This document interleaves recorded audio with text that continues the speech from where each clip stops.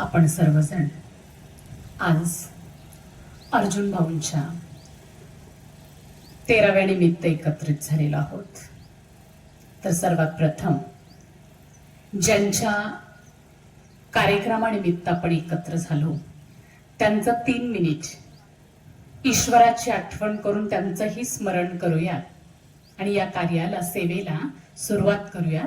ज्या देवाचे तुम्ही भक्त आहात, ज्यांच्यावर तुमची श्रद्धा आहे, ज्यांच्यावर तुमची भावना आहे, तर सर्वांनी काय करायचंय? त्यांचं स्मरण करून 3 मिनिट भाऊंचं पण स्मरण करायचंय आणि मग आपण या सेवेला सुरुवात करूया. तर सर्वांनी 3 मिनिट आपल्या ईश्वराची आठवण करायची.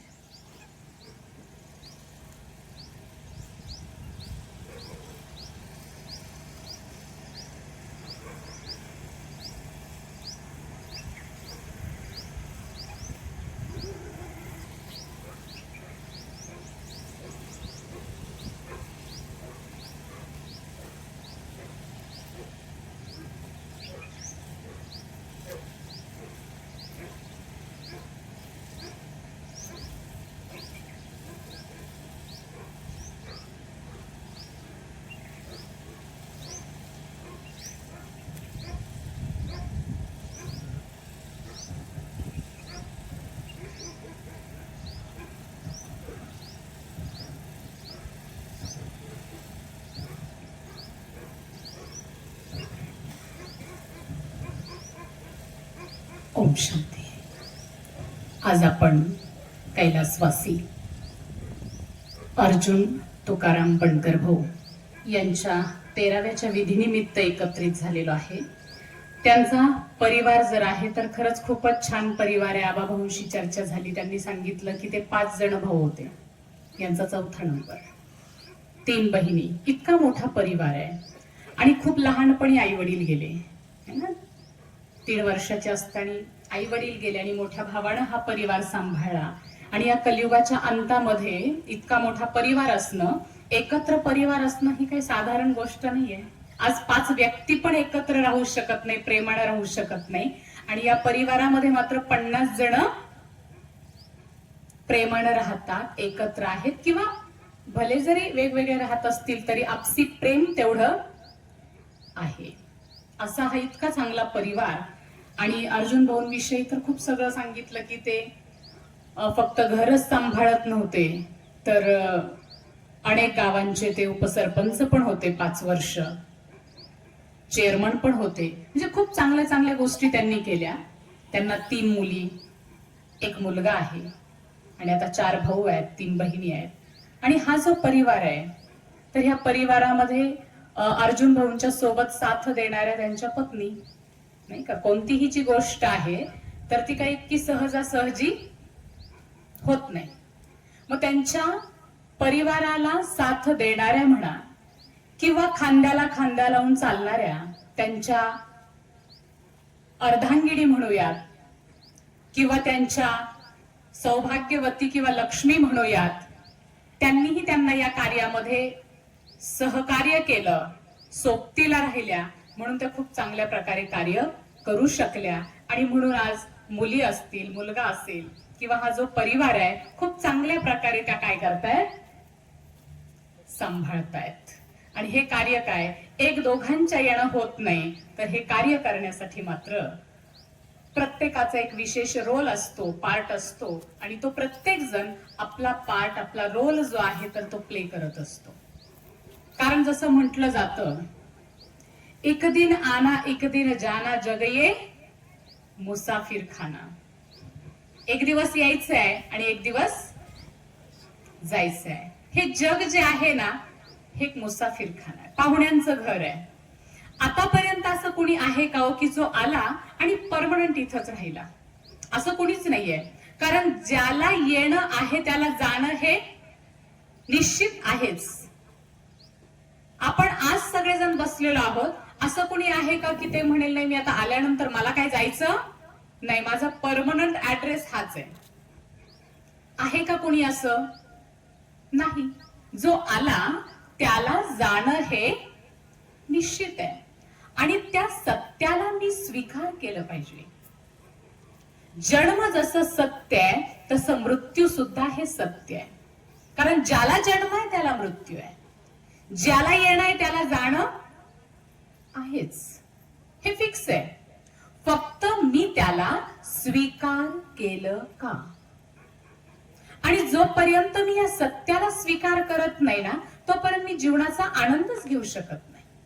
आता बऱ्याच जणांना वाटतं की आपल्याला जीवन जगायचं आहे पण माझा मृत्यू नाही झाला पाहिजे, मला जीवन जगायचं आहे पण माझ्या जीवनामध्ये दुःख नाही आलं पाहिजे, मला जीवन जगायचंय पण मला कोणी काही रागवलं नाही पाहिजे, मला जीवन जगायचंय पण जीवन जगत असताना मला कुठल्याही प्रकारचा त्रास होता कामा नाही.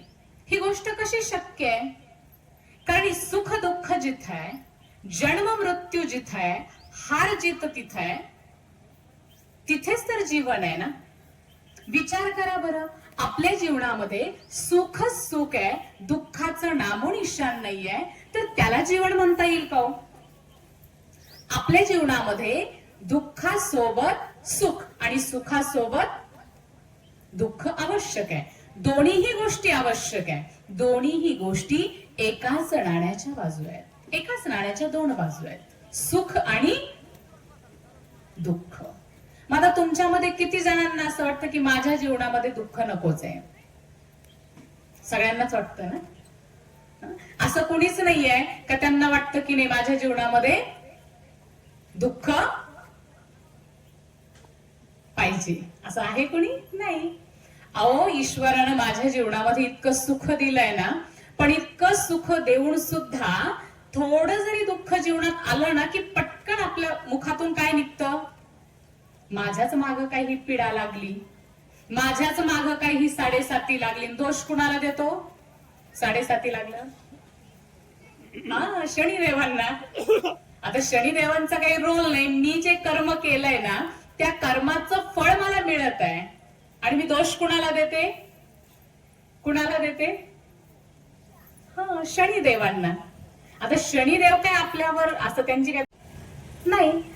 मग जज हे त्याच्यासाठी निमित्त आहेत, नियुक्त केलेले आहेत की तुम्ही जी चूक केली, तुम्ही जे पाप केलं त्याची शिक्षा तुम्हाला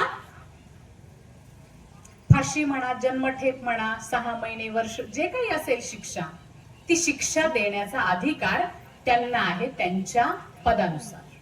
दोष त्यांचा नाहीये. त्यांनी उगीच तुम्हाला शिक्षा दिली का? काहीतरी माझ्या हातून काय झालाय? गुन्हा झालाय, पाप झालंय आणि म्हणून मला त्याची शिक्षा त्यांनी दिली.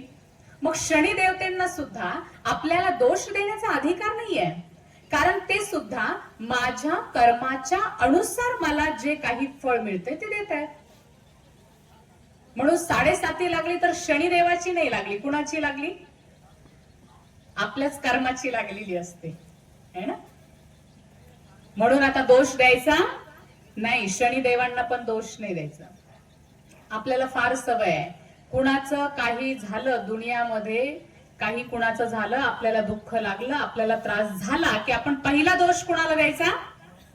समोरच्याला. कारण मला शिकवणच लहानपणापासून तशी दिली ना. बघा बरं, तुम्ही लहान मुलांना, लहान मुलं खेळतायत, खेळता खेळता लहान मूल पडलं, पडल्यावर तुम्ही त्याला काय म्हणता? काय करता? ज्यांना नातू सांभाळायचा अनुभव त्यांना माहिती ना, काय करता तुम्ही? त्या मुलाची समजूत कशी काढता? कसं त्याला शांत करता? कसं शांत करता? त्या जमिनीला मारायचं, है ना? यांनी मारलं तुला, यांनी पाडलं तुला. दुसऱ्या दिवशी पोरग भिंतीला धडकलं, ते बाळ, मग कोणाला मारायचं? भिंतीला मारायचं. की ह्या भिंतीने तुला मारलं का? टेबल लागला, कुणाला मारायचं? टेबलाला मारायचं. आणि काय म्हणायचं? ह्या टेबलानं तुला मारलं का? मग त्याला मारायचं. त्या बाळाच्या बुद्धीमध्ये, मनामध्ये, डोक्यामध्ये आपण काय फिट केलं माहितीये का? तुला जे काही लागतं, तुला जे काही दुःख येतं, त्याच्यात तुझा काहीही दोष नाही. दोष कुणाचा आहे? दुसऱ्याचा आहे किंवा समोरच्याचा आहे, हे आपण लहानपणापासून बिंबवलं. मग मोठं झाल्यावर आपण त्या मुलांना हे नाही शिकवत की बाळा इथं भिंत असते, इथून दरवाजा आहे, तुला ह्या दरवाजानं गेलं पाहिजे असं म्हणतो का आपण? नाही. त्याला हे नाही सांगत ना आपण का इथं दरवाजा, इथून जायचं, या भिंतीला तू धडकला ना, इथून दरवाजा नाहीये, हे त्याला शिकवलं नाही. नाही तर पुढच्या वेळेस त्या मुलाच्या लक्षात आलं असतं की नाही बरं, की आपल्याला बघून चालायचंय. ठीक आहे. पडला की आपण काय सांगणार त्याला? ह्या जमिनीने तुला मारलं का? आपण त्याला मार. त्याला आपण सांगितलं पाहिजे तू बघून चाललं पाहिजे, तू याच्यात गुंतून पडलास. टेबल मध्ये नाही आला, टेबल आहे जागेवरच आहे, तू टेबलाला बघितलं नाही, तू बघून चालत जा. म्हणजे त्याच्यावर काय संस्कार झाले असते की मला माझ्या सुधारणा करायच्या, मला स्वतःमध्ये बदल करायचा आहे, हे त्या मुलाला कळलं असतं. पण मी काय सवय लावली, जे होतं ते समोरच्यामुळे किंवा दुसऱ्यामुळे होतं हे आपण त्याला पक्क केलं. मग जसजसे आपण मोठे होत गेलो, शाळेमध्ये जायला लागलो, मार्क्स कमी पडले, मग आपण दोष कुणाला द्यायला लागलो? साहजिक आहे, शिक्षकांना. मी मार्क्स चांगले पाडले असते पण माझे शिक्षक मला चांगलं शिकवत नाही, मला शिक्षकांनी समजावलेलं शिकवलेलं समजत नाही, नाहीतर मला मार्क्स चांगले पडले असते. दुसऱ्या मुलांना 100 पैकी 99 पडतायत, त्याला समजतंय शिक्षकांनी शिकवलेलं, पण मला समजत नाहीये. मग दोष कुणाचा आहे? तरी सुद्धा माझं लक्ष नसेल, नाही, मी अभ्यास केला नाही, नाही, दोष कुणाचा आहे? शिक्षकांचा आहे. ठीक आहे. मग शिक्षण झालं, नोकरी करायची, वशिल्यावर कामं चालतात हो. नाही तर मला खूप चांगली नोकरी मिळाली असती, पण माझ्याकडे कुठलाही वशिला नाहीये, म्हणून मला नोकरी मिळाली नाही. इथलं कोणी घेऊ शकतं का तुमच्या भाग्यातलं? नाही. जे माझ्या भाग्यामध्ये आहे ना, कुणीही निमित्त बनेल, पण तुम्हाला तुमचं पद, तुमची नोकरी, तुमची जागा कुणीही तुमच्याकडून हिसकावून घेऊ शकत नाही. पण मी बुद्धीमध्ये पक्क केलंय, जे होतंय ते दुसऱ्यामुळे होत. समाज चांगला नाही हो, समाजाला चांगल्या लोकांची गरज नाहीये. त्या समाजातला मी पण एक घटक आहे, हे मी विसरून जाते. पण मी फक्त काय म्हणणार, समाज चांगला नाही, पण त्या समाजामध्ये मी सुद्धा राहते, म्हणजे निश्चितच मी सुद्धा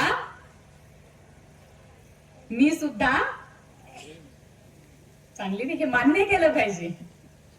पण मला सांगितलंय ना का मी चांगली आहे, माझ्यामुळे काही होत नाही, जे होतं ते समोरच्यामुळे होतं. मला हे बालपणापासून बिंबवलं गेलं. जसे तुम्हाला संस्कार दिले जातील तशा सगळ्या गोष्टी घडत जातात. म्हणून संस्कार खूप महत्वाचे आहेत.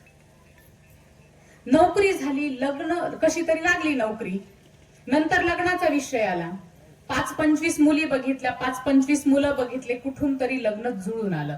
जुळून आल्यावर सूत्र जुळानात. लग्न तर जुळलं, गुण ओढून ताडून नाव बदलून कसं तरी लग्न जुळवलं, पण सूत्र जुळेनात, मन जुळेनात, परिवार जुळेनात. मग दोष कुणाचा? दोष कुणाचा? आपला नाही म्हणायचं. दोष कुणाचा? मुलीकडचे चांगले नाही ना, ते मुलीला चांगलं शिकवत नाही. आमच्या घरासारखं घर नाही, पण मुलीचे चांगले आम्हाला भेटले नाही, म्हणून आमच्या घरात प्रॉब्लेम आहे. बरोबर आहे.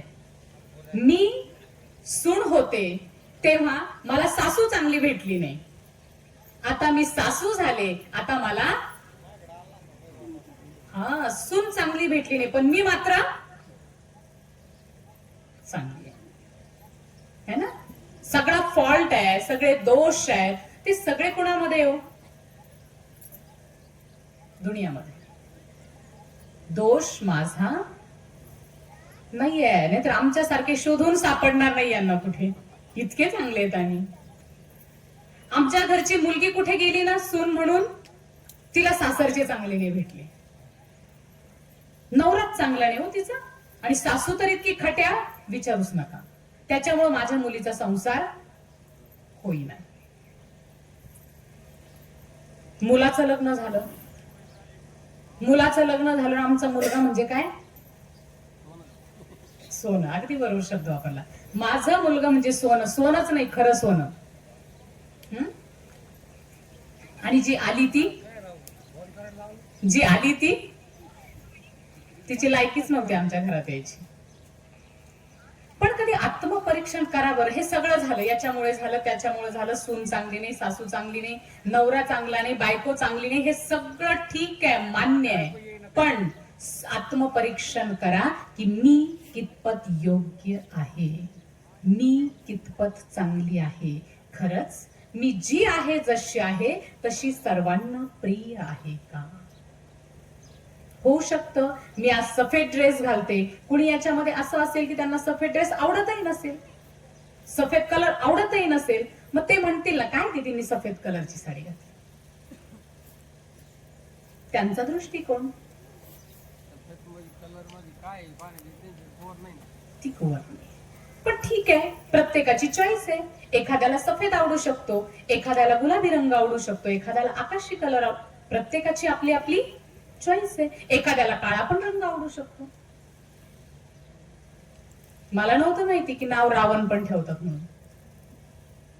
जनरली आपण काय ऐकलेलं असतं, श्रीराम आहे ना, रामांचं नाव, श्रीकृष्णांचं नाव. आणि मग असंच एका ठिकाणी आम्ही प्रवचनाला गेलो आणि मी म्हटलं सगळे देवांचे नावं ठेवतात की नाही, असे तसे काय कुणी नावं ठेवत नाही, सगळे नावं चांगले ठेवतात, कारण नावामध्ये काहीतरी सामावलेलं असतं. मग त्या नावामध्ये असं काय सामावलेलं असतं, जसं बघा पूर्वीच्या काळामध्ये यांच्या परिवारामध्ये सुद्धा नावं खूप छान ठेवलेत बघा. ज्यांच्या आपण 13व्याच्या विधीनिमित्त आलो त्यांचं नाव अर्जुन आहे. नाव किती सुंदर आहे. ज्यांना संपूर्ण गीता सांगितली त्यांचं नाव काय होतं, अर्जुन होतं. इतकं सुंदर नाव आहे. एका भाऊंचं नाव भीमराज आहे, त्यांच्या स्वतःच्या वडिलांचं नाव तुकाराम आहे. नावं किती सुंदर सुंदर ठेवले. आणि मुलींच्या नावामध्ये तर तिघींच्याही नावामध्ये शेवटी श्री आहे. श्री म्हणजे श्रेष्ठ. मुलाचं नाव ठेवलं सागर. ज्यांनी ज्ञान अर्जन, अनुभव अर्जन करून करून करून करून ज्ञानाचा सागर तयार झाला आणि मुलाचं नाव सागर ठेवला. आणि त्याच्याकडून चांगले कार्य व्हावेत सागरासारखे, सर्वांच्या उपयोगाला यावेत, त्याच्यामध्ये असे गुणांचे मोती सापडावेत जसे सागरामध्ये सापडतात ना.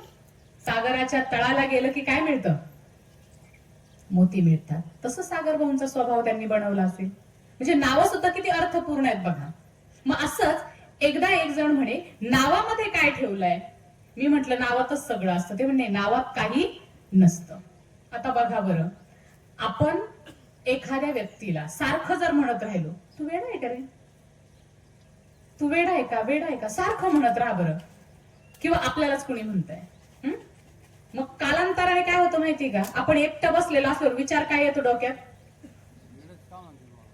खरंच मी वेडी तर, सगळेच म्हणतायत मला बघितल्यावर, मग खरंच तर नाहीये मी तशी. मनामध्ये विचार येतो ना, म्हणून नावात खूप काही आहे. आपण मुलांना बोलावताना सुद्धा कसं बोलावतो माहिती का, हे एकदम डॅमरट आहे, हे कधी सुधारायचं नाही. आणि शब्दही खूप वेगवेगळे वापरतात. आता मी ते शब्द नाही सांगत, कारण काही शब्द चांगले आहेत, काही चांगले नाहीत. पण अशा शब्दांनी त्यांना बोलावलं जातं. एका ठिकाणी आम्ही गेलो होतो, तर घरी गेल्यानंतर ते सांगत होते आमचा मुलगा फार बंड आहे, फार त्रास देतो, असं तसं तसं सांगत होते माहिती त्याच्याविषयी. आणि आता आमच्याकडे परवा दिवशी पण सेंटरवर एक मुलगी आली होती, मला वाटतं ती 8वीला का काहीतरी होती ती मुलगी. तर खूप चटपटीत मुलगी होती, म्हणजे अशी ऍक्टिव्ह होती खूप. आणि मग मी तिच्याशी बोलले, मग तिच्या घरचे सांगायला लागले ना की तिला खोटं बोलायची सवय आहे, ती फार चंचल आहे वगैरे वगैरे सांगत होते. मग मी म्हटलं पण ती खूप हुशार आहे. तर सगळे हसायला लागले तिचे जे परिचयाचे होते. मग कुणी सांगतं ती एकदम खोटं बोलती, कुणी म्हणती एकदम रग्गेले, असे वेगवेगळे टायटल तिला द्यायला लागले. मग तिला मी म्हंटल की नाही तू खूप चांगली आहे. तिला खूप राग येतो म्हणे, एकदम रागीट आहे, असे आसुरासारखं, म्हणजे बरेच काय काय काय काय गोष्टी चालू होत्या. मग तिला मी म्हंटल मला पण खूप राग यायचा. तिला बरं वाटलं आपल्या जोडीचं कुणीतरी भेटलं. मग मी तिला सांगितलं मी 6वीला असताना ह्या सत्संगामध्ये आले आणि माझा राग हळूहळू हळूहळू काय झाला, कमी झाला. मग तू पण मला मदत करशील का? तू जर समजा तुझा राग सोडला, तू जर तुझ्या स्वभावामध्ये जर बदल केला, तर नक्की आपण ह्या सगळ्यांना उद्या तुला जे सगळे नाव ठेवतात ना, उद्या तेच सगळे सांगतील की ही मुलगी खूप चांगली. तर ती मुलगी आता तयार झाली. तिने तिच्यामध्ये बदल करायला सुरुवात केली. आणि मी तिला म्हटलं मी घरच्यांना पण विचारेल. बघा बरं, त्या मुलीला सगळे रग्गेल म्हणतील, बरेच काय काय वेगवेगळे टायटल तिला देत होते. आणि आता तिच्या डोक्यात फक्त एवढं आहे का दीदींनी सांगितलं की चांगलं बोलायचंय, चांगलं राहायचंय, हे तिने बुद्धीमध्ये पक्क केलं. राग आला तरी तिला आठवल की आपल्याला रागवायचं नाही, आपल्याला शांत राहायचंय. हळूहळू तिच्या जीवनामध्ये तिने बदल करायला सुरुवात केली. आहेत अशी खूप सगळे उदाहरण आहेत का ज्याने अशा प्रकारे जीवनामध्ये खूप बदल केला. की एकदम भयंकर राग असलेले अनेक व्यसनी असलेल्या व्यक्तींनी ब्रह्माकुमारी विद्यालयामध्ये आल्यावर व्यसन सोडलंय पूर्णपणे. असे काही जण आहेत. पूर्णपणे जीवनामध्ये बदल झाला. पण कधी? ज्यावेळेस मी काय आहे, मला काय करायचंय, माझ्यामध्ये काय बदल करायचा आहे, हे जेव्हा आपल्याला कळतं त्यावेळेस बदल व्हायला सुरुवात होती. कारण आपण स्वीकार केलं की सत्य काय आहे आणि माझ्यामध्ये किती असत्य भरलेलं आहे, हे जेव्हा मी स्वीकार केलं त्यावेळेस माझ्यामध्ये बदल व्हायला सुरुवात होते. बरोबर आहे? मग सत्याला स्वीकार करून आपण काय केलं पाहिजे? बदल केलं पाहिजे. नावामध्येच खूप सगळं आहे. कारण मला जर राम म्हटलं तर मला श्रीरामांचीच आठवण येईल आणि चांगले गुण. म्हणून नावाप्रमाणे काम असावं, फक्त नावच नको, नाही का? नाहीतर हा, नाव सोनूबाई आणि हातामध्ये मात्र काथाचा वाळा. म्हणजे विचार करा की नाव काय आहे आणि माझं कर्म. आता फक्त स्थूल गोष्टीचा विषय नाही बरं का. नाव सोनूबाई, सोनू म्हणजे त्यांचे गुण सोन्यासारखे, त्यांचा स्वभाव सोन्यासारखा, त्यांची वाणी सोन्यासारखी. सोनं कसं आहे, लवचिक असतं ना, मग त्यांची वाणी सुद्धा लवचिक, कठोर नाही, कडक नाही, एकेरी नाही. त्यांची वाणी सुद्धा सोन्यासारखी लवचिक. त्याच्यामध्ये गुणांचा भाव आहे. श्रीराम आणि श्री रावण म्हणूयात थोड्या वेळानं, कारण श्री का शब्द वापरला, कारण ते पण भक्त होते. इतके चांगले भक्त होते महादेवाचे की जितक्या सिद्धी श्रीरामांना भेटल्या होत्या ना, तितक्याच सिद्धी रावणांकडे पण होत्या. पण श्रीरामांची मंदिरं बांधली जातात, रावणाला दहन केलं जातं, जाळलं जातं. त्याचं काय कारण? बरेच जण म्हणतात की रास जी आहे आपली, त्या दोघांची रास तर एकच होती, पण मिळालेल्या शक्तीचा एकानं सदुपयोग केला आणि एकानं दुरुपयोग केला. सदुपयोग करणाऱ्याची मंदिरं बांधली गेली आणि दुरुपयोग करणाऱ्यांचा पुतळा जाळला गेला. पण आज नाव कुणाचं ठेवलं जातं मुलांचं? श्रीराम. श्रीकृष्ण आणि कंस, तर कंसाचं नाव ठेवतात का हो मुलाचं? नाही, श्रीकृष्णांचं ठेवतात. म्हणजे ज्याने चांगली कर्म केली ना, त्यांचीच नाव आपण मुलांची ठेवतो. का? तर माझ्या मुलानं, माझ्या नातवानं असं बनायला हवं. मरावे परी कीर्ती रूप. म्हणजे बघा ना, देवी देवता गेले तरी इतकी कीर्ती का त्यांच्या नावात सुद्धा आपण चांगलेपणा शोधत आहे. हे नाव ठेवल्यावर तरी आमच्या मुलांमध्ये ते गुण उतरतील असं आपल्याला वाटत असतं. मग रावण नाव मला नव्हतं माहिती, पण रावण नाव मी ऐकलंय. आहेत रावण नाव आहेत, है ना? तर पहिल्यांदा जेव्हा मी रावण नाव ऐकलं ना, मला वाटलं ते चेष्टाच करताय. मग त्यांनी मला त्यांचं हे दाखवलं, आयडी प्रूफ. हे बघा माझं नाव खरंच रावण आहे म्हणे. कसं काय ठेवलं असेल रावण नाव? जनरली ठेवत नाही, कंस तर नाही ऐकलं मी अजून, पण रावण नाव मात्र मी 2 जणांचं ऐकलं. म्हणजे बघा ना, ह्या कलियुगामध्ये रावणाच्या राज्यामध्ये राहून राहून बुद्धी आपली तशीच व्हायला लागली ना. त्याच्यामुळे आपण काय केलं, हा ज्यांनी ठेवलं त्यांच्या मागे काहीतरी कारण असू शकतं. कधी कधी नाही का असं काही नाव ठेवण्यामागं वेगळं नाव, काहीतरी रहस्य असतं. घरातला वाद असतो, पती पत्नीचा वाद असतो, काहीही कारण असू शकतं. पण 99.9% लोक असं नाव ठेवत नाही. म्हणजे जे चांगलं आहे तेच नाव ठेवलं जातं. ज्या नावामध्ये काहीतरी अर्थ आहे तेच नाव ठेवलं जातं. म्हणजे नावात खूप काही आहे. कारण जशा नावानं तुम्ही बोलावताना तर त्या लहरी त्या मुलापर्यंत पोहोचतात, त्या मुलीपर्यंत पोहोचतात. म्हणून आपलं नाव काय ठेवलंय ना, आपल्या नावातला अर्थ शोधायचा आणि त्या अर्थाप्रमाणे कर्म करण्याचा प्रयत्न करायचा प्रत्येकानं. कारण असं कुणीच नाही का ज्याच्या नावात काहीच अर्थ नाही. तुमचं कोणतंही नाव असू देत, पण त्या नावामध्ये काही ना काहीतरी रहस्य हे सामावलेलंच आहे. मी जेव्हा पत्रिका वाचली ना, तर त्याच्यामध्ये ज्यांचे पती गेले त्या अगोदर त्या स्त्रीच्या नावापुढे शब्द वापरला तो गभा. गभाचा अर्थ काय होतो माहिती का? इतका सुंदर अर्थ त्याचा होतो, गंगा भागीरथी. मी म्हणजे बऱ्याच दिवसाचं ते नाव वाचत होते, पण असं शांततेने कधी असा विचार नव्हता केला की त्याचा जो अर्थ आहे तो कसा आहे. म्हणजे जुन्या काळामध्ये खरंच नावच नाही तर नावाच्या अगोदर लावणारा शब्द सुद्धा खूप महत्वाचा मानला जायचा. गंगा भागीरथी, किती सुंदर नाव आहे बघा. गंगा कुणी आणली? भागीरथ राजाने गंगा धर्तीवर आणली, बरोबर आहे. आणि गंगा अशी आहे का ती सर्वांना पवित्र करण्याचं काम करते. आणि आपल्याकडे जी स्त्री विधवा झाली तिच्याकडे आपण वेगळ्या नजरेने बघतो, कमीपणाने बघतो. पण त्या नावात जेव्हा तुम्ही जाल ना, किती अर्थ आहे त्याच्यामध्ये. म्हणजे त्या स्त्रीला आपण इतकं उच्च मानलं पाहिजे का पती गेल्यानंतर सुद्धा तिचं पावित्र्य ती टिकून ठेवते. पती गेल्यानंतर सुद्धा ती मुलांना सांभाळते, पती गेल्यानंतर सुद्धा ती घर परिवार सांभाळते, पती गेल्यानंतर सुद्धा तिचा आधार गेलेला असतो तरी सुद्धा ती उभी राहते. गंगा मैया म्हटलं जातं, आई म्हटलं जातं गंगेला. मग गंगा माँ आहे, आई आहे. मग त्या आईचं स्थान त्या गंगा नदीच्या इतकं पवित्र स्थान तिचं आहे. आणि ती आणली कुणी? भागीरथ राजाने. भागीरथ राजाने आणली.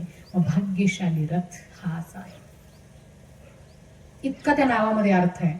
तो अर्थ आठवल्यावर वाचल्यावर मला खूप छान वाटलं की खरंच जुन्या काळामध्ये भले विधवाला किंवा पती गेलेल्या स्त्रीला आपण खूप कमी यानं जरी मानत असलो तरी पण त्याच्यामध्ये किती अर्थ सामावलेला आहे. तो अर्थ कधी विचार करून बघा. त्याच्यावर कुठल्याही स्त्रीकडे आपली चुकीची नजर कधी जाणार नाही. कारण जेव्हा तिच्या कपाळाला कुंकू दिसत नाहीये, जेव्हा ती विधवा हे कळाल्यानंतर मी तिला कोणत्या नजरेने बघितलं पाहिजे? गंगा माँ, गंगा मैया हा भाग्यशाली रथ आहे. पवित्रतेची मूर्ती आहे. गंगेला पवित्र मानलं जातं. गंगेला इतकं पवित्र मानलं जातं की म्हणतात गंगेत डुबकी लावली की आपले पाप धुवून जातात. इतकं पवित्र मानलं जातं. मग ज्या स्त्रीचा पती गेला ती कशी आहे? कशी आहे? पवित्र आहे, शुद्ध आहे. ही भावना माझी राहिली पाहिजे. इतका सुंदर अर्थ त्याच्यामध्ये. म्हणून प्रत्येक नावामध्ये अर्थ आहे. म्हणून आपल्या प्रत्येकाच्या नावाचा अर्थ आपण शोधायचा आणि तसे कर्म करायचे. ठीक आहे, कलियुगामध्ये काहीही नावं ठेवतील, ठेवू द्यात. पण आपल्याला मात्र आपलं नाव जे आता ठेवलेलं आहे ते काय बदलता येणार नाही. कागदोपत्री फिक्स झालेलं आहे. आणि इथून पुढे ज्यांची नावं ठेवणार त्या नावामध्ये पण काहीतरी अर्थ असावा. शांताबाई म्हटलं की तो शांतीचा गुण येतो, बरोबर आहे. राम किसन म्हटलं की श्रीरामांची कृष्णांची आठवण येते. अर्जुन म्हटलं की आपल्याला कोणते अर्जुन आठवतात? गीतेमध्ये ज्यांचं वर्णन केलं, ज्यांनी श्रीकृष्णांकडून 18 अध्यायाची गीता ऐकली, त्यांची आपल्याला आठवण येते. म्हणजे नावामध्ये किती अर्थ आहे. मग ते नाव वारंवार घेतल्यानंतर तसे गुण, तसे संस्कार आपले बनले जातात. ठीक आहे. म्हणून भाऊंचं नावच अर्जुन आहे. अर्जुनांचं नाव गीतेमध्ये खूप गायलेलं आहे. अर्जुनांना गीता सांगितली, बरोबर आहे. किती अध्यायाची? 18 अध्यायाची गीता सांगितली. का सांगितली? श्रीकृष्णांनी अर्जुनांना गीता का सांगितली माहितीये? कर्म करायला लावायचं होतं, कारण अर्जुनांना मोह निर्माण झाला होता. गीता कशासाठी सांगितली? नष्टो मोहा बनवण्यासाठी. मग श्रीकृष्णांनी त्यांना सगळा सीन दाखवला की हे सगळे मेलेले आहेत, तू यांना मारलं नाही तरी हे मरणारच आहेत, पण तुला कर्म करायचंय, तू कर्मापासून पळू शकत नाही. तू नाही मारलं तरी हे मरणार आहे, पण तू कर्मयोगी जर बनला, तू जर कर्म केलं तर तुला त्याचं फळ मिळेल.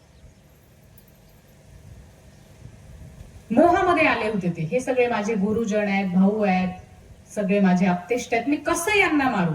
आणि त्यांच्या हातातलं धनुष्य खाली पडला होता. इतका मोह निर्माण झाला होता. मग अर्जुनांना श्रीकृष्णांनी एकदा गीता सांगितली. अर्जुनांचा मोह संपला.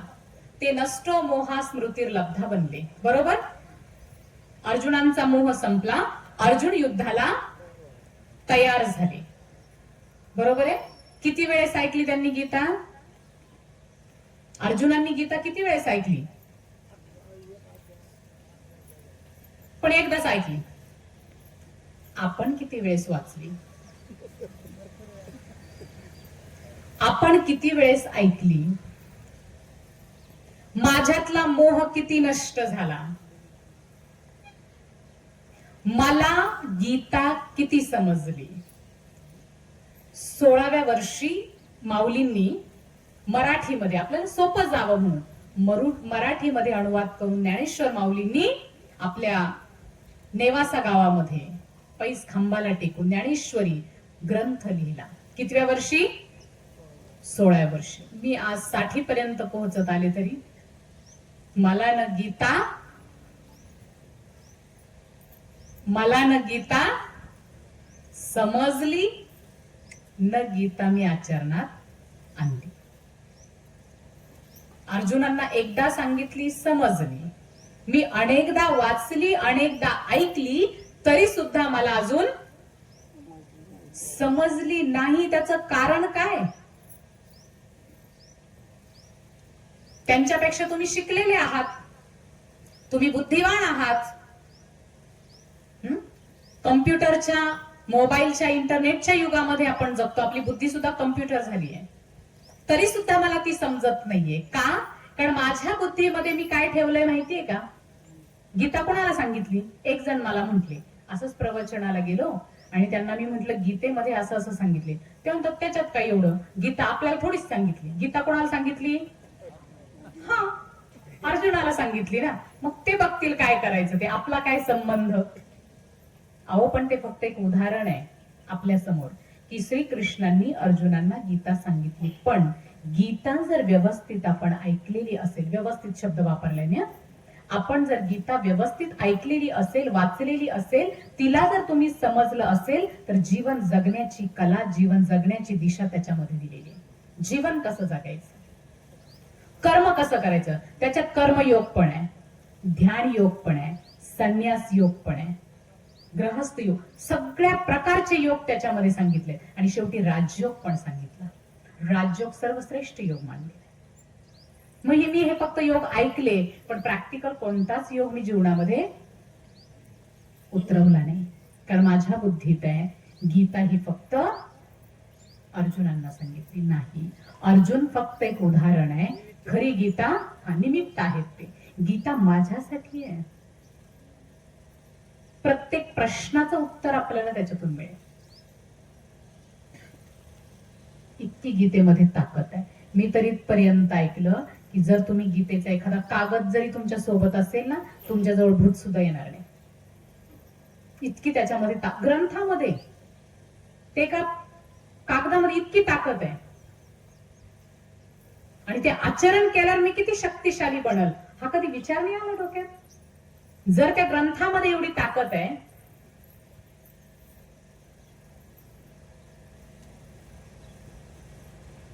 आणि आज तो ग्रंथ मी इतक्या वेळेस वाचला, ऐकला, पण माझ्यात बदल होत नाहीये. कारण माझ्या बुद्धीमध्ये ही दुसऱ्यासाठी, माझ्यासाठी नाही. जेव्हा मी समजेल का हे ज्ञान माझ्यासाठी आहे, त्यावेळेस माझ्या जीवनामध्ये बदल व्हायला निश्चित सुरुवात होईल. करून बघा. जीवनामध्ये बदल करायला सुरुवात करा, जीवनामध्ये आनंद यायला सुरुवात होईल. आचरण करायला सुरुवात करा, आपल्यातला मोह हळूहळू हळूहळू कमी होत जाईल. तुम्हाला वाटत असेल की सगळे माझेच आहे, माझ्याशिवाय घर चालू शकत नाही, माझ्याशिवाय मुलांचं कसं होईल, माझ्याशिवाय घराचं राखण कोण करल, माझ्याशिवाय सुनाला काही जमत नाही, तिला काहीच कळत नाही. आज मी गेले, राहील का काही? जे चाललं होतं त्याच्यापेक्षाही चांगलं होईल. त्याचं कारण आहे, कारण आपल्याला वाटत असतं माझ्याशिवाय काही होऊ शकत नाही, पण सगळेजण वाट बघत असतात हे कधी जातील ना आम्ही मुक्तपणे सगळं करू राहू. त्याच्यामुळे भ्रमातून बाहेर या की माझ्याशिवाय काही होणार नाहीये. सगळं काही होतं आणि चांगल्या प्रकारे होतं. कुणासाठीही काहीही थांबत नाही, कुणासाठी काही थांबत नाही. कारण हा सृष्टीचा नियम आहे, स्मृती विस्मृती. हळूहळू कालांतराने आपल्याला विस्मृती होणारच आहे. आज अर्जुन भाऊ गेले, आपल्याला सर्वांना प्रेम आहे त्यांच्याविषयी, जिव्हाळा आहे, म्हणून आपण सगळेजण आलो. विधीला पण सगळेजण आले असतील ना. आता बघा, तुम्ही अंत्यविधीला आलात, राग सवडण्याच्या कार्यक्रमाला आला असाल, दशक्रिया विधीला आले असाल, आणि आता 13व्याला पण आला. बघा बरं, आता तुम्ही आलात तर खरं, पण ज्या दिवशी विधी होता त्या दिवशीची कंडिशन कशी होती? दुःख थोडं जास्त होतं, बरोबर आहे. दुःखाची तीव्रता खूप होती. राग सावडायला आल्यावर विधीपेक्षा थोडीशी तीव्रता कमी झाली. 10व्याला आले त्या दिवशी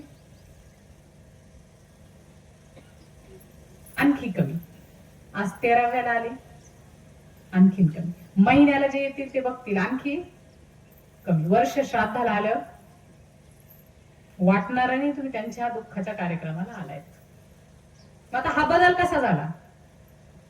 ज्या दिवशी आपण विधीला आलो त्या दिवशी आपल्याला असं वाटलं की आता कसं होईल या घराचं, कसं चालतील ह्या सगळ्या गोष्टी.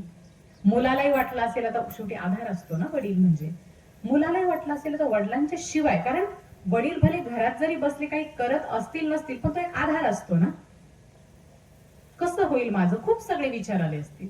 पण ज्या वेळेस तुम्ही अंत्यविधी करून आलात, शरीराची तुम्ही क्रिया केली, जळालं शरीर, कवटी फुटेपर्यंत थांबावं लागतं है ना. कवटी फुटेपर्यंत एकाला तरी थांबावं लागतं, कारण एकदा ती कवटी फुटली का आत्मा वापस येण्याचा चान्स संपला. मग आपण अंत्यविधी अंत्यसंस्कार करून आलं की आपण हे स्वीकार करतो की आता ती व्यक्ती पुन्हा येऊ शकत नाही. तोपर्यंत असं वाटतं होऊ शकतं ते उठतील, होऊ शकतं आत्मा परत येईल, थोडं कुठं तरी प्रेम असतं ना, मोह असतो ना, त्याच्यामुळे असं वाटतं की होऊ शकतं की ती व्यक्ती पुन्हा उठेल, बोलेल, येईल, असं मनामध्ये वाटत असतं. पण जेव्हा अंत्यसंस्कार झाला, शरीराचा विधी झाला, आपल्या मनानं हे स्वीकार केलं की आता ती व्यक्ती आपल्याला पुन्हा मिळणार नाही, भेटू शकत नाही, वापस येऊ शकत नाही, ही गोष्ट तुमच्या मनानं स्वीकार केलं, म्हणून राख सावडायच्या दिवशी तीव्रता कमी होते. कारण राखेच्या दिवशी तर फायनल झालं, शरीराची राख झाली, अस्थी गोळा केल्या, आता चान्स अजिबात सुद्धा राहिलेला नाही. पण तरी दशक्रिया विधीपर्यंत ते हड्डी ठेवलेल्या असतात ना, अस्थि ठेवलेल्या असतात ना.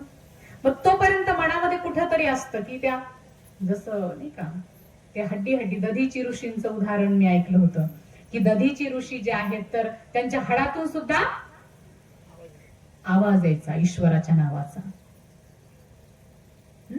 का तर म्हणतात त्यांनी हड्डी, आपले हाड सुद्धा झिजवले होते, हड्डी त्यांनी स्वाहा केली होती, म्हणून त्यांच्या हाडातून सुद्धा आवाज येत होता.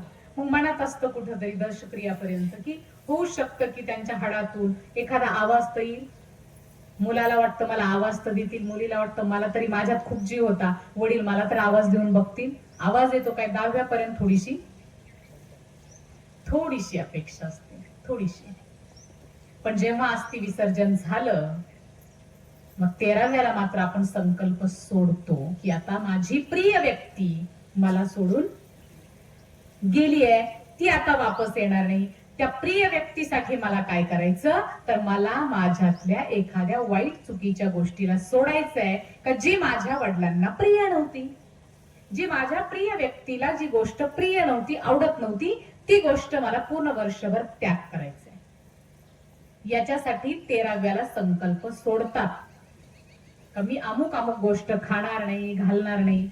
असं हे त्याचं रहस्य आहे की 13व्याच्या दिवशी आपल्याला त्यांची अप्रिय गोष्ट सोडायची असते, त्यांची न आवडणारी गोष्ट. आपण काय करतो,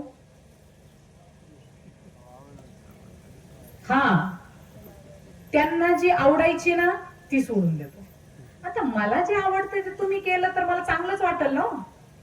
आता मला वाटतं तुम्ही ध्यान करावं, चिंतन करावं, सतसंग ऐकावं. तुम्ही जर ते केलं तर मला छान वाटेल का नाही, पण तुम्ही तेच सोडून द्यायचं. वंडर आहे. जे माझ्या प्रिय व्यक्तीला प्रिय आहे ते मी केलं पाहिजे. याचा चुकीचा अर्थ ना घेऊ. तुम्ही म्हणता ते त्यांना दारू प्रिय होती म्हणजे हे करतात असं नाही म्हणत मी, पण एखाद्याचं असं असतं ना, कोणी तंबाखू खायचं, पण मग त्यांना ते प्रिय होतं, ते व्यसन होतं. प्रिय गुणांची गोष्ट आहे, प्रिय स्वभावाची गोष्ट आहे. मग माझ्या प्रिय व्यक्तीला काय आवडत होतं, होऊ शकतं त्यांना माझ्याकडून ही अपेक्षा असेल की मी माझं एखादं व्यसन सोडून द्यावं. होऊ शकतं त्यांना अशी इच्छा असेल की मी एखादं काम करावं, त्यांचं एखादं स्वप्न असेल ते मी पूर्ण करावं. मग तो संकल्प मी घेतला पाहिजे.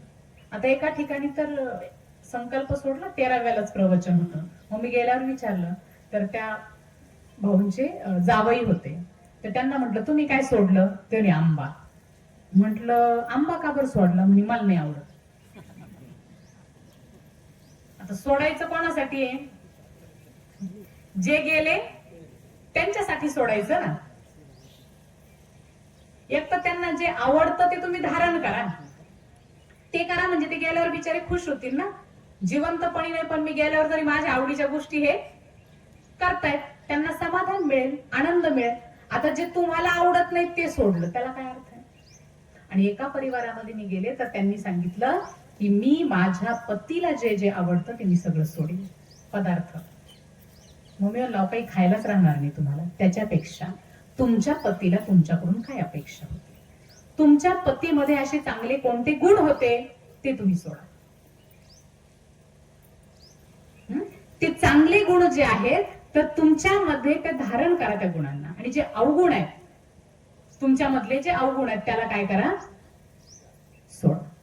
मग प्रिय व्यक्तीला ज्या गोष्टी प्रिय आहेत त्या मी काय केल्या पाहिजे, संकल्प रूपानं स्वीकार केल्या पाहिजे. तो संकल्प मी सोडला पाहिजे की मी ही गोष्ट वर्षभर करेल. आता वर्षभर का करायची, का वर्षभरात आपला अभ्यास पक्का होतो, आणि एकदा सवय लागली का मग ते होऊन जातं ना. मग ती कायम स्वरूपी तुमची एखादी वाईट सवय निघून जाईल, आणि सदा काळासाठी एखादी चांगली गोष्ट तुम्ही धारण केली तर ती सदा काळासाठी ती गोष्ट तुम्हाला जडून जाईल, लागून जाईल, तुमच्या आचरणामध्ये येईल. म्हणून मी काय केलं पाहिजे, 13व्याला जो संकल्प, ज्यांनी आज संकल्प केला असेल, अजून वेळ आहे, 13वा संपलेला नाहीये, तर जर काही असं वेगळं काही सोडलं असेल तर त्याच्याऐवजी त्यांचा एक गुण धारण करा, आणि आपल्यातला एखादा अवगुण किंवा आपल्यात न आवडणारी जी गोष्ट असेल ती काय करा, सोडा. ठीक आहे. मग 13व्याला आपण हे स्वीकार करतो की माझी प्रिय व्यक्ती आता माझ्यापासून गेलेली आहे आणि माझ्या प्रिय व्यक्तीसाठी मी हा त्याग करायला तयार आहे. ठीक आहे. मग वर्ष श्राद्धाला यायचं आपल्याला. वर्ष श्राद्धाला येऊपर्यंत दुःखाची तीव्रता एकदम कमी झालेली असते. आता काही जणांचं असं म्हणणं आहे की माणूस विसरून जातो, प्रेम आटून जातं किंवा संपून जातं. नाही, प्रेम नाही आटत, प्रेम नाही संपत. प्रेम आहे तेवढंच राहतं, फक्त दुःखाची तीव्रता कमी होते. त्याचं कारण आहे, जी व्यक्ती आपल्यातून गेली आहे 13 दिवस ती आत्मा आपल्या संपर्कात असते. 13 दिवसानंतर ती आत्मा गर्भामध्ये प्रवेश करते आणि ती आत्मा 13 दिवसानंतर गर्भामध्ये गेली का तिचा आपल्या आत्म्याशी जो संबंध आहे तो संपतो आणि ज्या परिवारामध्ये, ज्या गर्भामध्ये जन्माला जाणार आहे, ज्या गर्भामध्ये गेली 4थ्या ते 5व्या महिन्याचा गर्भ तयार आहे, तिथं ती आत्मा कनेक्ट होती त्या परिवाराशी. 5-6 महिन्यानं त्या बाळाचा जन्म होतो. तोपर्यंत इकडे 6 महिने होतात आणि ज्यावेळेस ते बाळ 6 महिन्याचं होतं तोपर्यंत इकडे 11-11.5 महिने झालेले असतात. आणि पूर्वी 11.5 महिन्यात वर्ष श्राद्ध करायचे, आता आजकाल 12 महिन्यानं करतात, पूर्वी 11.5 महिन्यातच करायचे. तर तोपर्यंत ते बाळ तिकडं 6 महिन्याचं झालेलं असतं आणि ते 6 महिन्याचं जे बाळ आहे ते त्या घरामध्ये पूर्णपणे जोडलं जातं. कसं? ते त्या घरातल्या व्यक्तींना ओळखायला लागतं, त्या घरातल्या व्यक्तींचा आवाज ते ओळखायला लागतो. तोपर्यंत त्याला बोलता नाही येत. बघा, ईश्वरानं सिस्टम किती सुंदर केली आहे. हो, किती सिस्टम भारी बनवली आहे. जोपर्यंत त्या बाळाला सगळं आठवतं तोपर्यंत त्याला बोलता नाही येत. आणि जेव्हा हे सगळं ह्या जन्माचं चित्र इथं सगळं प्रिंट होतं, सगळी फिल्म इथं प्रिंट होती, तोपर्यंत मागचं पुसून जातं, विसरलं जातं. आणि मग ते बाळ त्या परिवाराशी जोडलं जातं आणि मग आपल्याला वाटतं आपलं प्रेम नाही कमी होत. ते बाळ तिकडं जोडलं जातं आणि ते बाळ तिकडं मनानं, बुद्धीनं, परिवारानं, संबंधानं जोडलं जातं आणि मग त्याची बुद्धी तिकडं जुडल्यामुळे इकडं कनेक्शन काय होतं, हळूहळू कमी होत जातं. बाकी वडील वडीलच असतात, आई आईच असते, पत्नी पत्नीच असते आणि पती पतीच असतात. मी किती जरी तुम्हाला म्हटलं की तुम्ही माझ्या वडिलांसारखे आहात, पण वडील नाही. वडिलांसारखे आहात पण वडील नाही होऊ शकत, है ना? आई सारख्या आहात पण आई नाही होऊ शकत. कारण तुम्ही माझ्या डोक्यावरून हात फिरवला ना, त्या हात फिरवण्यामध्ये आणि आईचा हात फिरण्यामध्ये खूप मोठा फरक आहे. बघा, तुम्ही तुमच्या आईच्या वयाची, आई सारखी दिसणारी स्त्री तिच्या जवळ जा आणि तिला म्हणा तुम्ही माझ्या आई सारख्या दिसता, माझ्या डोक्यावरून हात फिरवा बरं, मला माझ्या आईची आठवण येते. आणि फिरवायला लावा हात. येईल का तो फील? येईल का ती भासना? येईल का ती माया त्या हातातून? नाही येणार. का?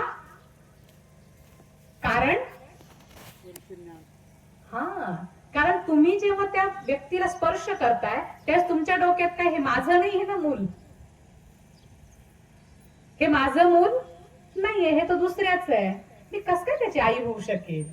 कितीही डोक्यावरून हात फिरवला ना तरी त्या गोष्टी होऊ शकणार नाही. म्हणून प्रत्येकाचं स्थान ते स्थानच असतं. म्हणून कुणीही कुणाचीही जागा कधीही घेऊ शकत नाही. मग आई असू दे, वडील असू दे, भाऊ असू दे, कोणतंही नातं असू दे. काही जण म्हणतात नाही ना, मला तरी आई वडिलांपेक्षा जास्त आहे. कसं होऊ शकतं?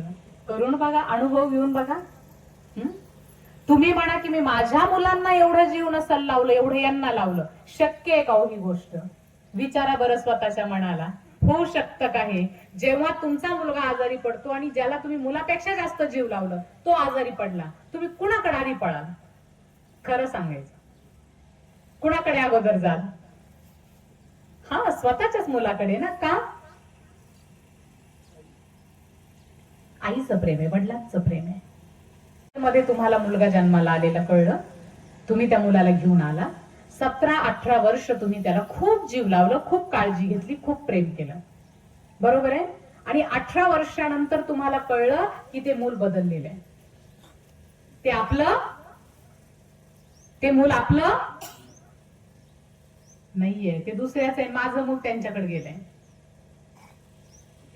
काय होईल बरं 18 वर्षानंतर, 17-18 वर्षानंतर काय होईल?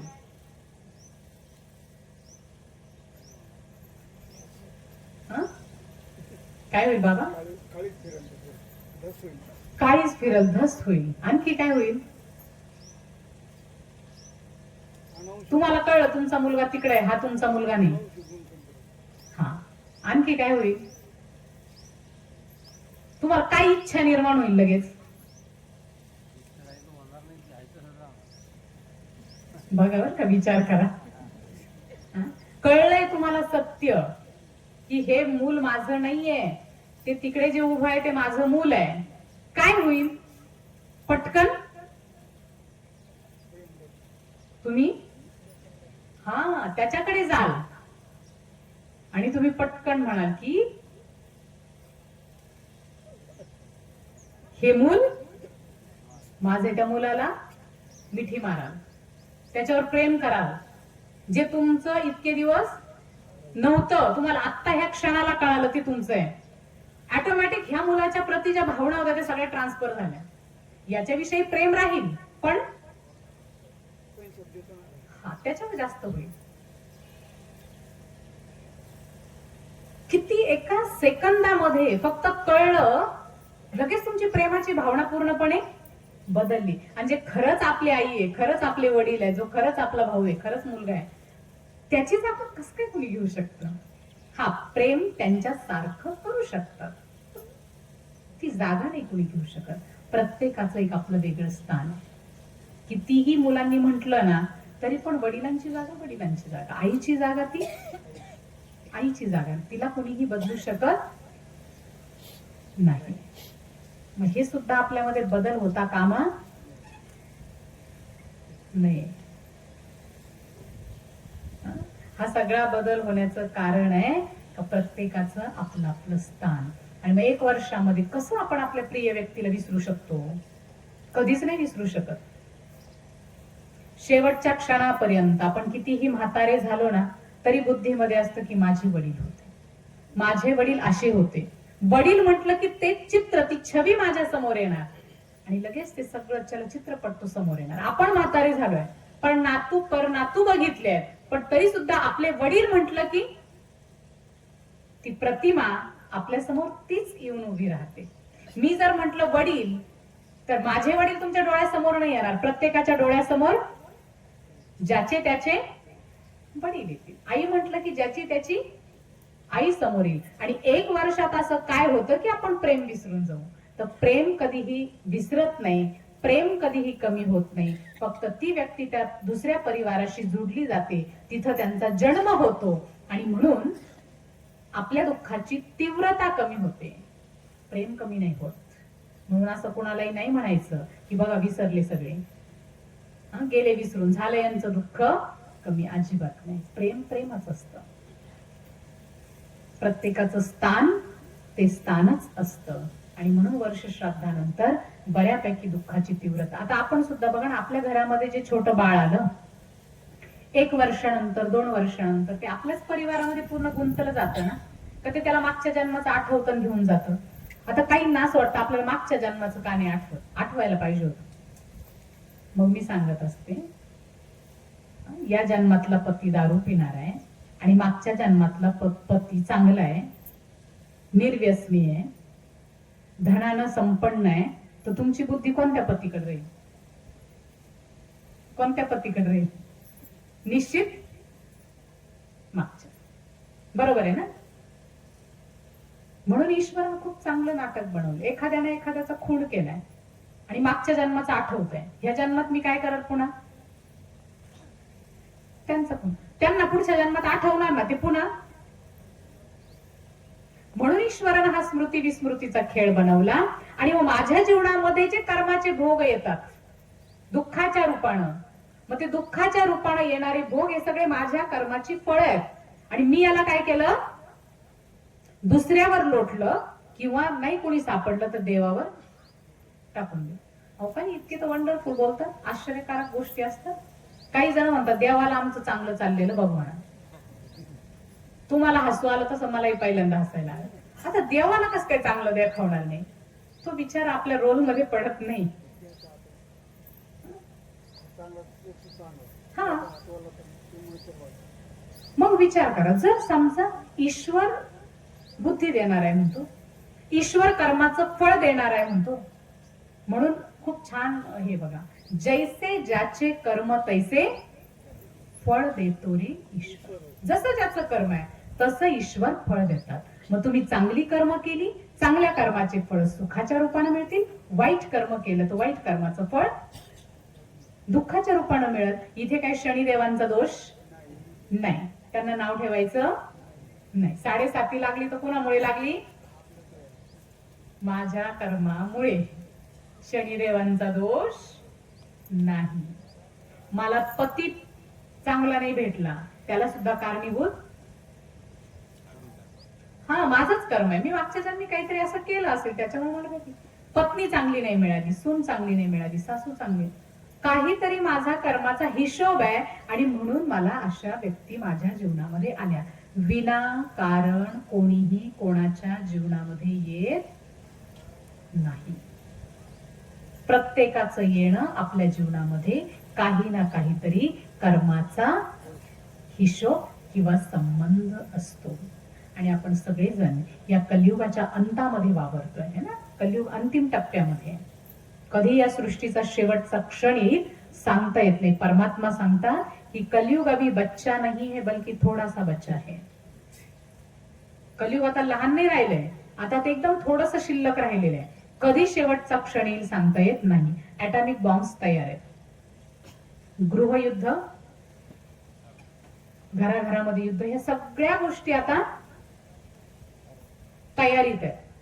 कधी काय होईल काहीही सांगता येत नाही. म्हणजे हे कलियुग जे आहे तर हे शेवटच्या टप्प्यामध्ये आहे. आणि म्हणून काही गोष्टी झाल्या, मुलांनी सांभाळलं नाही, अशा काही गोष्टी झाल्या तर आपण बोलता बोलता पटकन काय म्हणतो, शेवटी कलियुग चालू आहे ना, कलियुगाचं वार आहे ना, कलियुगात हे सगळं होणारच ना, असं आपण म्हणतो. मग कलियुगाच्या अंतिम टप्प्यामध्ये आपण आहोत, कलियुगामध्ये आहोत, ही गोष्ट तुम्हाला सगळ्यांना मान्य आहे. आपण सगळेजण कलियुगामध्ये आहोत ही गोष्ट मान्य आहे सगळ्यांना. कुणाला वाटतं तुम्ही स्वर्गात बसलेले?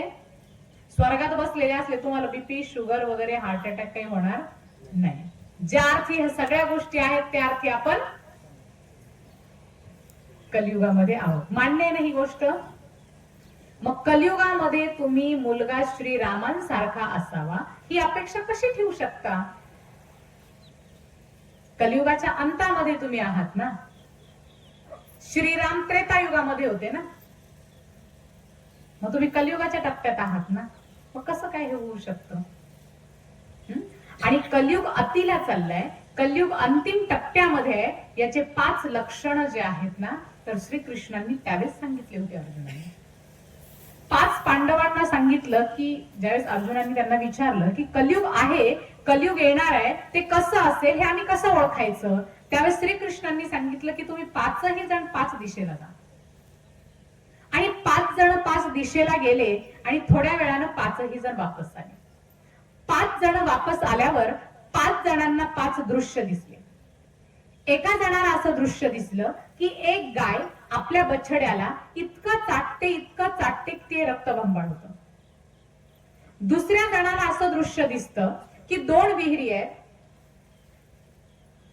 2 विहिरीतलं पाणी सर्वांना मिळत आहे, पण ज्यावेळेस 2 कोरड्या विहिरी होतात त्यावेळेस त्याला दूरच्या विहिरीतून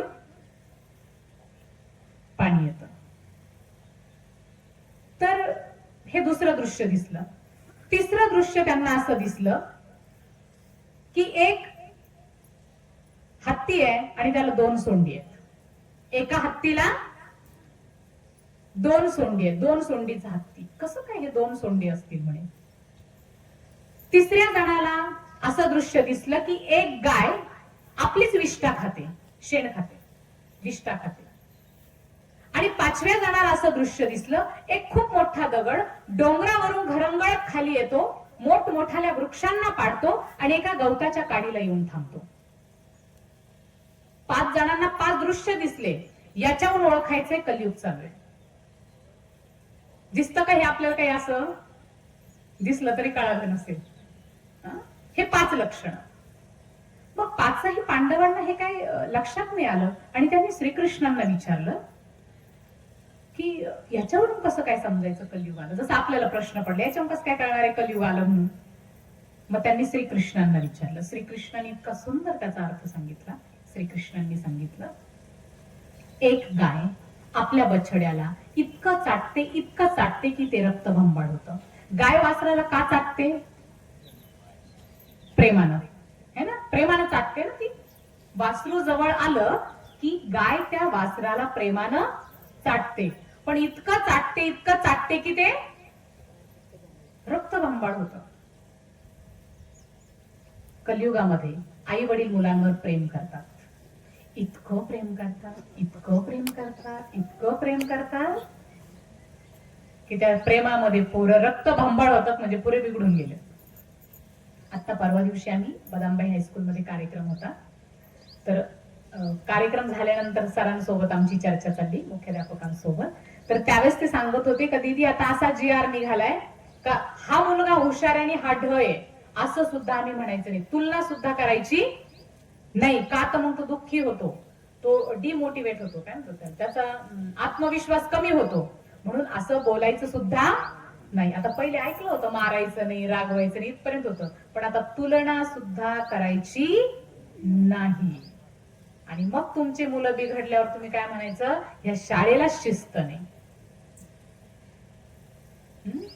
पूर्वी गुरुकुल पद्धती होती, है ना. गुरुकुलामध्ये मुलं शिकायला जायची. राजाचा मुलगा जे काम करणार तोच प्रजेचा पण मुलगा काम करणार.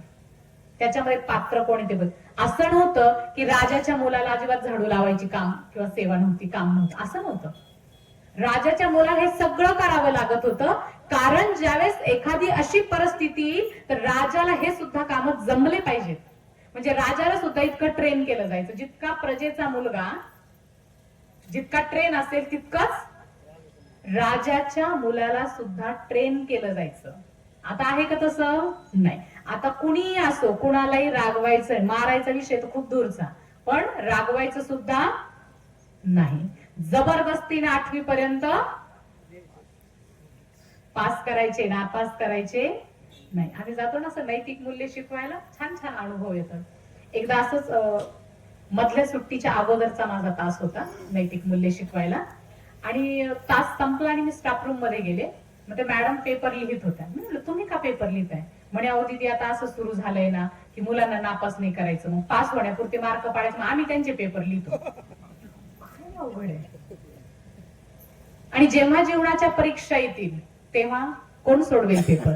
जीवनाच्या परीक्षेत कुणीही डमी बसू शकत नाही. दुसरा कोणी आपला पेपर देऊ शकत नाही. मला खोकला आला तर मलाच खोकावं लागेल. तुमचं फार प्रेम आहे माझ्यावर म्हणून तुम्ही नाही खोकू शकत. तुम्ही म्हणता दीदी रोज एक जण आम्ही खोकतो, तुमच्या वाटेच नाही होणार ना. मग जीवनाच्या परीक्षा आल्यावर मी ते सोडवणार कशा? मग मुलांवर आई वडील इतकं प्रेम करतात, इतकं प्रेम, मी तर आंधळ प्रेमच म्हणेन त्याला, की मुलं बिघडलेत. मुलांना शिक्षा देऊ नका. मला आठवतं जेव्हा आम्ही शाळेत जायचो ना, आपण जर घरी जाऊन सांगितलं ना आमचे हे सर रागवले मॅडम, आमचे आई वडील पुन्हा जाऊन सांगायचे याच्याकडे चांगलं लक्ष द्या, नीला चांगलं.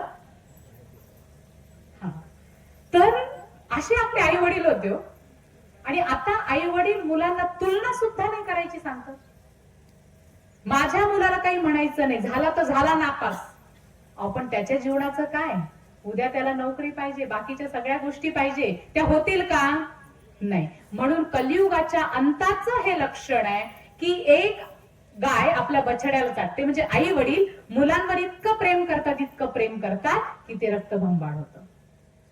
ठीक आहे, दिसतंय हे लक्षण? म्हणजे कलियुग अतिला आलेलं आहे हे पक्क झालं. दुसरं कलियुग अतिचं लक्षण, एक हत्ती त्याला 2 सोंडी आहेत. आलं का लक्षात कुणाच्या हे? नाही. एक हत्ती त्याला दोन सोंडी, तो दोनही सोंडीनं खायचं काम करतोय. म्हणजे मी माझा पगार तर घेणार, आलं लक्षात आता ना?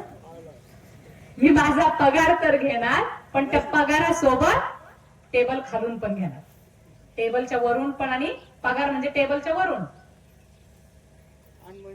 हा, म्हणजे लक्षात आलं तुमच्या? दोनही सोंडीनं खायचं काम चालू आहे, दोनही प्रकारे खायचं काम चालू आहे. दोनही म्हणजे पगार तर आहेच, पण त्याचबरोबर चुकीची पद्धत ज्याला म्हणूयात ते आपल्याला पुरत पण नाही. जेवढं इमानदारी करता येईल ना तेवढं आपण केलं पाहिजे, त्याचा आपल्याला फायदा आहे. म्हणून हे कलियुग दिसतंय लक्षण सगळ्यांना. नसल कुणी बघितलं तर जा एखादं कागदपत्र घेऊन या, लगेच तुम्हाला कळेल का हे कलियुगाचं दुसरं लक्षण सुद्धा आपल्याला प्रॅक्टिकल दिसतंय. कळालं दुसरं लक्षण? एक हत्ती दोन सोंडेनं खातोय. तिसरं लक्षण, दोन विहिरी आहेत, त्या भरलेल्या आहे, त्यावेळेस लांबच्या विहिरीमध्ये पाणी जात आहे, पण ज्यावेळेस दोन्हीही विहिरी भरलेल्या नाहीयेत, रिकाम्या झाल्यात पूर्णपणे, त्यावेळेस मात्र दूरच्या विहिरीतून त्याला पाणी येत नाही. त्याचं कारण काय?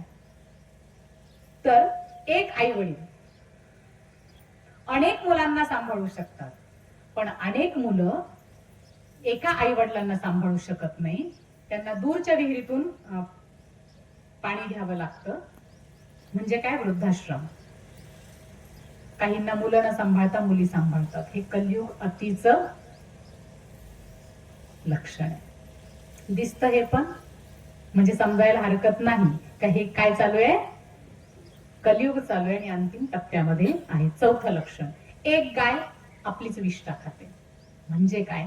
पूर्वीच्या काळामध्ये मला आठवतं की आई वडील मुलीच्या घरी पाणी पण पित नव्हते. ते म्हणायचे मुलीच्या घरचं पाणी पण नाही प्यायचं, मुलीचं काहीच नाही घ्यायचं. आता परिस्थितीच अशी निर्माण झाली ना की मुलांनी नाही सांभाळलं की आई वडिलांना मुलींना सांभाळावं लागतं. मुलीच्या कमाईवर विष्ठा खाणं मीन्स आपण ज्यांना जन्म दिला पुन्हा त्यांच्याच कमाईवर जगायचंय. म्हणजे काय की मुलगी जे काही कमवत त्याच्यावर आपली रोजीरोटी चालणार किंवा ते आपल्याला सांभाळणार. हे सुद्धा कलियुगामध्ये लक्षण आपल्याला दिसतं. सांभाळतात चांगलीच गोष्ट आहे, कारण आई वडील त्यांचे पण आहेत, पण पूर्वीचा काळ आणि आत्ताचा काळ याच्यामध्ये जो आपल्याला कलियुग अतिला चाललेलं जे लक्षण दिसतं ना त्याचं कारण सांगत. मुलंच एवढे सक्षम पाहिजे का बायकोकडून अपेक्षा ठेवायची की माझ्या आई वडिलांना तिनं भाकरी घालावं आणि माझ्या आई वडिलांना तिने सांभाळावं? आई बाप कुणाचे? जबाबदारी कुणाची आहे? नाही बायको सांभाळत तर मी सांभाळायची तयारी असायला हवी, कारण आई वडील कुणाचे? माझे आहे ना. आई वडिलांची प्रॉपर्टी कुणाला भेटलीये? सांभाळायची जबाबदारी का त्याच्यासाठी बायको करून आणली? बाई माझे आई वडील सांभाळायला कोण नाही, उचल नाही. पण मी जर इतकी सक्षम असेल, मी जर इतकी चांगली असेल, तर मी सांगते की पत्नी सुद्धा आपोआप साथ देईल. तर त्यासाठी मी तसं सक्षम. पण मी जर बायकोला सारखं म्हणत असेल तुझे आई बाप असे, तुझे आई बाप तसे, ती कस काय बिचारी माझ्या आई बापाला सांभाळेल? कुठेतरी माझाही रोल चुकीचा असतो. हे सगळं कलियुगाच्या अंतामध्ये आपल्याला लक्षण दिसत आहे की मुलं आई वडिलांना सांभाळत नाही, म्हणून मुलींना सांभाळावं लागतं किंवा त्यांना वृद्धाश्रमामध्ये ठेवलं जातं. पाचवं जे लक्षण आहे ते आहे की एक खूप मोठा दगड डोंगरावरून घरंगळत खाली येतो, मोठमोठाल्या वृक्षांना पाडतो आणि एका गवताच्या काडीला येऊन थांबतो. म्हणजे काय? कलियुगामध्ये खूप सगळे साधू संत तत्वज्ञान, माझ्यापेक्षा तुम्ही ज्ञानी बसलेला आहात, ज्ञान खूप आहे, पण हा पापाचार भ्रष्टाचार कोणाच्यानी थांबणार नाही. तो दगड म्हणजे काय? पापाचार भ्रष्टाचार आहे. तो मोठमोठाल्या वृक्षांना पाडतोय. म्हणजे तुम्ही किती सांगा पापाचार भ्रष्टाचार थांबत नाही किंवा अडत नाही, पण एका गवताच्या काडीला येऊन थांबतो, अडकतो. म्हणजे काय की एक निराकार परमात्माच याला थांबवण्याचं काम करू शकतात. हे परमात्म्याशिवाय कोणी करू शकत नाही. तुम्ही म्हणाल कसं शक्य आहे, कलियुग एवढं आतीला चाललं, एवढा पापाचार भ्रष्टाचार वाढला आणि आता कसं काय हे सगळं बदलणार आहे? बदले प्रेमानं नाही, ते म्हणतात ना प्यार से नहीं तो मार खाकर भी क्यों न हो लेकिन बदलना तो पडेगा ही, बदलावच लागणार आहे. परिस्थितीच अशी तयार होईल. तुम्ही असं नाही म्हणू शकत मला कोणाची गरज नाही म्हणून. माझ्याकडे पैसा आहे, माझे मुलं चांगले, सगळं चांगले, मला कुणाचीच गरज पडणार नाही. काय नाही, हार्ट अटॅक आला तर डॉक्टरची गरज पडेल, अँब्युलन्सची गरज पडेल, 4 जण उचलायला लागतील. आता आम्ही एका कार्यक्रमामध्ये त्या भाऊंना फिट आलं, चांगले त्यांच्या पायानं ते चालत आले कार्यक्रमापर्यंत, चांगले बसलेले होते पण फिट आलं. पण जेव्हा त्यांना दवाखान्यात न्यायचं ठरलं ना तर ते स्वतः नाही चालू शकले. त्यांना 4-6 जणांनी उचललं आणि मग गाडीमध्ये ठेवलं. म्हणून असं समजू नका की मला कुणाची गरज नाही, मी एकदम हेल्दी आहे. कधीही कुणालाही कुणाची कधीही गरज पडू शकते आणि अशी परिस्थिती निर्माण होते की कधी कोणती वेळ येईल काही सांगता येत नाही. म्हणून वेळ विचारून येते का? विचारून येते का? नाही. त्याच्यामुळे आपल्याला कुणाचीही आवश्यकता पडू शकते. त्याच्यामुळे कुणालाही कमी समजायचं नाही. आणि असंही समजू नका की ही सृष्टी अशीच चालल, जादा काळ काय ही सृष्टी आता अशी चालणार नाही, हिच्यामध्ये लवकरात लवकर परिवर्तन होणार आहे. मग असं एखादी परिस्थिती निर्माण झाली, समजा पूर आला, एक 10 मिनिटांमध्ये आपण थांबूया. एक पूर आला खूप मोठा आणि पुरामध्ये अशी कंडिशन आहे, मी जर एकटी उभी राहिले तर तो पुराचा लोंढा, तो स्पीड, तो प्रवाह मला वाहून घेऊन जाऊ शकतो. पण माझं तुमच्या सर्वांशी भांडण झालेलं आहे आणि मी जर म्हंटले की नाही मला कोणाचा हात पकडायचा तर चालेल का? नाही. त्यावेळेस मी हे सगळं विसरून मी काय म्हणत, वरती गेल्यावर बघू काय करायचं ते, पण मी हात देईन, हात पकडल. आणि ज्यावेळेस आम्ही 8-10 जण हात पकडू ना, एक ताकद तयार होईल आणि ती ताकद तयार झाल्यावर ते पाण्याचा प्रवाह मला वाहून नेऊ शकत नाही. मग तशीच परिस्थिती निर्माण होईल, इतकं दुःख वाढेल, इतका पापाचार भ्रष्टाचार वाढेल, इतका मनुष्य मजबूर होईल की त्याला परिवर्तन मला करावं लागलं ना. परिवर्तन बोलत नाही तरी हात, तसं असं कोणी नाही माझ्या जीवनात की मी बोलत नाही, पण हात पकडावा लागला का? जीवाच परिस्थिती तशी निर्माण झाली. तोपर्यंत मी कधी विचारही केला नव्हता की ज्यांच्याशी मी बोलत नाही त्यांचा हात पकडावा लागेल. म्हणून परिस्थिती अशी निर्माण होणार आहे. कलियुगाच्या आपण अंतिम टप्प्यामध्ये आहोत, कधी काय होईल काही सांगता येत नाही आणि अशा वेळेस मला परिवर्तन करावं लागेल. म्हणून परिवर्तन होण्याचा तुम्ही असा विचार नका करू की कस काय होईल म्हणून. प्रत्येकाने फक्त एवढंच ठरवा की मला बदलायचं. मी स्वतःला परिवर्तन केलं तर विश्वामध्ये परिवर्तन व्हायला वेळ लागणार नाही. म्हणून निराकार परमात्मा येऊन आपल्याला एक काळी परमात्मा, निराकार परमात्मा येऊन काय करतील, ह्या सगळ्या कलियुगाच्या थैमानाला थांबवतील, म्हणजे परिवर्तन करतील. मजबुरी नका होईना आपण सगळेजण परिवर्तन करायला तयार हो. बरोबर आहे? होईल ना? म्हणून म्हटलं जातं स्वपरिवर्तन से विश्व परिवर्तन. मी बदलले तर विश्व बदले. आता आपला प्रॉब्लेम काय झाला माहिती का? प्रत्येकाला काय वाटतं, कुणी बदलावं, कुणी बदलावं, समोरच्यानी बदलावं, घरातल्यानी बदलावं, ऑफिस मधल्यानं बदलावं, सगळ्यांनी सगळ्यांनी बदलावं. तो बदलला तर मी बदलेल, पण नाही, मी बदलले तर विश्व बदलेल. तुमच्या घरामध्ये बघा 4 किंवा 5 व्यक्ती आहेत, यांचा परिवार तर मोठा आहे, बनकर परिवार, पण 5 जण आहात, 5 जणांची 5 मतं आहेत. प्रत्येकाने ठरवलं यानं बदलायचं, यानं बदलायचं, यानं बदलायचं, तर तुमच्या घरात सुख पण राहणार नाही, शांती पण राहणार नाही, कुणी परिवर्तन पण नाही करणार. पण 5ही जणांनी आजचा कार्यक्रम ऐकून ठरवलं की मला बदलायचंय, मला माझ्या स्वभावाला बदलायचंय. प्रत्येक जणांना ठरवलं मला बदलायचं. 5 जण बदलले तर घर बदलायला वेळ लागेल का? नाही. आणि आपल्या गावातल्या प्रत्येक घरातल्यांनी ठरवलं, गावातल्या प्रत्येक घरातल्यांनी ठरवलं मला बदलायचंय, तर गाव बदलायला वेळ लागेल का? नाही लागणार.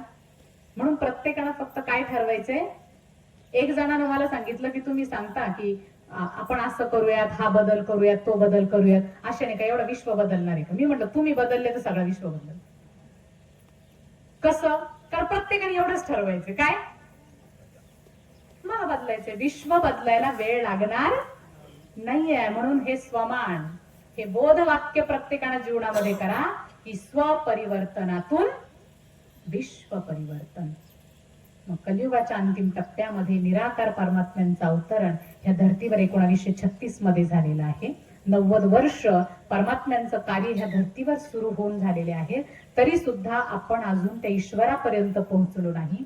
तरी सुद्धा आपण जीवनामध्ये परिवर्तन करत नाही. तरी सुद्धा जीवनामध्ये आपण ध्यान धारणा चिंतनाला आणलेलं नाहीये. तरी सुद्धा मी माझ्या जीवनामध्ये जे अवगुण आहेत माझ्यामध्ये, त्या अवगुणांचा, त्रुटींचा मी अजूनपर्यंत त्याग केलेला नाहीये. वेळ आपल्याकडे खूप कमी आहे. तुमच्याकडे जर समजा वयाची तुम्हाला 60 वर्ष, 70 वर्ष, 80 वर्ष जगण्याचं तुमचं स्वप्न असेल, खूप चांगली गोष्ट आहे. पण कलियुगामध्ये 2 वरदान आपल्याला भेटली आहेत. अचानक मृत्यू आणि सामूहिक मृत्यू. हार्ट अटॅक आला, गेले. ऍक्सिडेंट झाले, गेले. अचानक. गॅरंटी नाही. कलियुगात सगळा नो गॅरंटीचा माल आहे. दुकानात वस्तू घ्यायला जा आणि त्यांना म्हणायची गॅरंटी किती आहे, ते म्हणतील माणसाची गॅरंटी नाही. वस्तूची काय द्यायची? मग जर वस्तूची गॅरंटी नाही, माणसाची गॅरंटी नाही, मग तुम्ही तुमची गॅरंटी काय देता? त्याच्यामुळे कधी काही होऊ शकतं. म्हणून जे काही मला करायचंय जीवनामध्ये ते मला आत्तापासूनच सुरू करायचंय. उद्या बघितलेला नाहीये. कल कल करते काल खा जाएगा. त्याच्यामुळे जे करायचं ते मला आत्ताच करायचं. आणि दुसरं सामूहिक मृत्यू. अशा अनेक घटना आता घडतायत की समूह लोकांचे एका वेळेस संपतायत, मरतायत. सामूहिक मृत्यू होतोय. आणि म्हणून कलियुगाचे हे 2 वरदान आहेत. म्हणून कुणी या भ्रमामध्ये राहू नका की आपण काय आत्ताच जाणार, आत्ताच जाणार नाही. हे डोक्यातून काढून टाका. माझा प्रत्येक क्षण, आमच्या विद्यालयाच्या ज्या पहिल्या ब्रह्माकुमारी होत्या ना, जगदंबा सरस्वती ज्यांना आम्ही म्हणायचो मम्मा, तर त्या नेहमी म्हणायच्या, हर घडी को अंतिम घडी समजकर चलो. प्रत्येक क्षणाला शेवटचा क्षण समजून चला, म्हणजे तुम्ही चांगलं जीवन जगाल. आणि खऱ्या अर्थानं मी तर म्हणेल मग गीता आपल्या आचरणात झाली असं म्हणायला हरकत नाही. फक्त एक उदाहरण सांगते आणि थांबते की हर घडी को अंतिम घडी समजकर चलो. प्रत्येक क्षण माझ्यासाठी शेवटचा क्षण आहे. कधी कोणता क्षण शेवटचा असेल हे सांगता येत नाही. हे सतत आपण बुद्धीमध्ये ठेवलं पाहिजे. कारण ज्यावेळेस आपल्याला कळतं की अरे आपल्या आयुष्याचे दिवस कमी राहिले, त्यावेळेस आपण काय करतो? समजा मला जर कळलं माझी प्रिय व्यक्ती 15 दिवसानं जाणार आहे, काय करू आपण? काय करू? त्या व्यक्तीच्या आवडीच्या गोष्टी करू. ते किती रागवले, चिडले तरी आपण त्यांना काही म्हणणार नाही. सहन करू 15 दिवस. का? कारण मला माहितीये का ते 10-15 दिवसानं जाणार आहेत. त्यांना नाही माहिती ते जाणार आहेत, पण हे मला माहिती ते जाणार आहे. मग ते किती चिडले, किती रागवले, काही म्हटले तरी आपण त्यांच्या सगळ्या आवडीच्या गोष्टी त्यांना देऊ. त्यांच्या ज्या ज्या इच्छा आपल्याला माहिती आहेत त्या पूर्ण करण्याचा आपण प्रयत्न करू. का? कारण आपल्याला माहिती का ही व्यक्ती फक्त आपल्यामध्ये आता 10 ते 15 दिवस आहे. मग तसंच समजा ना, काय कुणाचाच भरोसा नाही. होऊ शकतं आई वडील आज आपल्याला रागवले, आपल्याला राग आला, उद्या रागवायला राहणार पण नाही. आज मी तुम्हाला बोलते, उद्या मी राहील का नाही त्याची पण गॅरंटी नाही. एक सेकंदाचा पण भरोसा नाहीये. मग एक सासू सून होती. सासू सुनेचं खूप भांडण व्हायचं आणि मग सुनेला वाटलं सासूचा काटा काढायचा. मग ती तिच्या गावाकडे जाती. एक खूप मोठे प्रसिद्ध व्यक्ती आहे का जे जडीबुटी द्यायचे, आयुर्वेदिक औषधं. तर मग ती त्यांच्याकडे जाते आणि त्यांना म्हणती की बाबा माझ्या सासूला तुम्ही एखादं असं औषध द्या ना की हळूहळू हळूहळू ती गेली पाहिजे, पण माझ्यावर शंका आली नाही पाहिजे, माझ्यावर काही आलं नाही पाहिजे, पण माझी सासू गेली पाहिजे. ती खूप त्रास देती, खूप बडबड करती. तिला वाटतं मी सगळं तिच्या मताचं करावं, तिचं ऐकावं, म्हणून मी फार वैतागले. तर ते बाबा म्हणतात ठीक आहे, मी तुला एक तावीज देतो, तुझी सासू बरोबर 11व्या दिवशी जाईल. तिला आनंद झाला. सासूचा त्रास फक्त किती दिवस आता?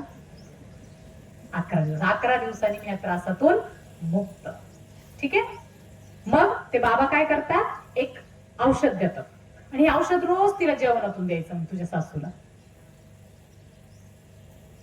थोडं थोडं चिमूटभर रोज द्यायचं. 11व्या दिवशी तुझी सासू मरल. म्हणे ठीक आहे. आणि दुसरं पण एक काम काय करायचं म्हणे, एक तावीज देतो, ती बांधायची, हातावर तावीज बांधायला दिली.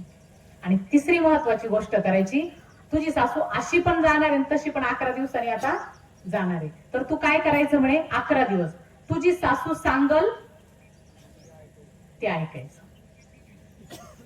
फक्त 11 दिवस. 11 दिवसांनी तू मुक्त आहे. दुसरी गोष्ट, तिनं तुझ्या भाजीला नाव ठेवू देत, काही म्हणू देत, जी भाजी बनवायला सांगितली ती बनव. बनवल्यावर नाव ठेवलं तरी काहीच म्हणायचं नाही. सासू जे सांगल ते करायचं. तिसरी गोष्ट, रोज रात्री झोपताना सासूचे नाही हातपाय दाबायचे. एवढे 3च गोष्टी करायच्या. किती दिवस? फक्त 11 दिवसांनी मुक्ती. तुम्हाला पाहिजे मुक्ती? फक्त 11 दिवस करून बघा. तर ती म्हटली फक्त 11 दिवसाचा प्रश्न आहे, पण ह्या 3तलं एक जरी चुकलं परत पहिल्यापासून सुरू. आता ज्याला जितका त्रास तो तितकं जीव लावून करेल ना, चुकू देणार नाही. मग ती वैतागलेलीच होती बिचारी. ती म्हणली मी एकदम काटेकोरपणे करल, अजिबात तुम्ही काळजी करू नका त्यांना म्हणे. ठीक आहे, मग आजपासून सुरू. गेली घरी, पटपट पटपट सगळं काम आवरलं. सासूबाईला काही काम करू देत नव्हती. काही काम करायला लागलं तरी नको म्हणायची.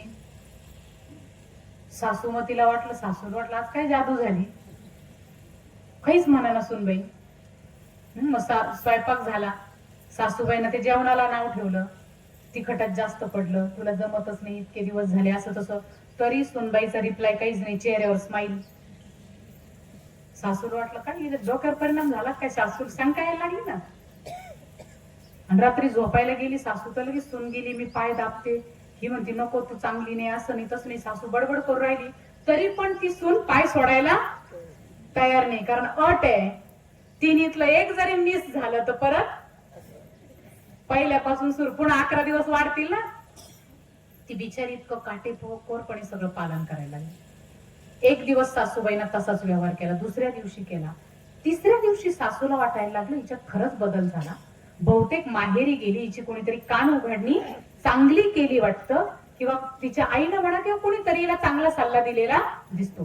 सासूचं मन सुनेविषयी बदलायला. सासू भाजी काय करू विचारलं म्हणायची, सुनबाई तुझ्या आवडीची कर, तुला जी करायची ती कर. आता सोनाला वाटायचं तर कायला चांगलं वागू राहील काय, तिला तर जायचंच आहे. थोडेच दिवस राहिले ना हातामध्ये, 7 दिवसामध्ये जायचंय. मग सासूबाई चांगलं बोलायला लागले तिच्याशी, प्रेमानं भाजीचं. आणि नंतर ते पाय दाबायला लागले की म्हणायचे नको बाई तू थकली असेल वगैरे, एकदम चांगलं बोलायला लागल्या. झालं 3 दिवसामध्ये हा बदल झाला.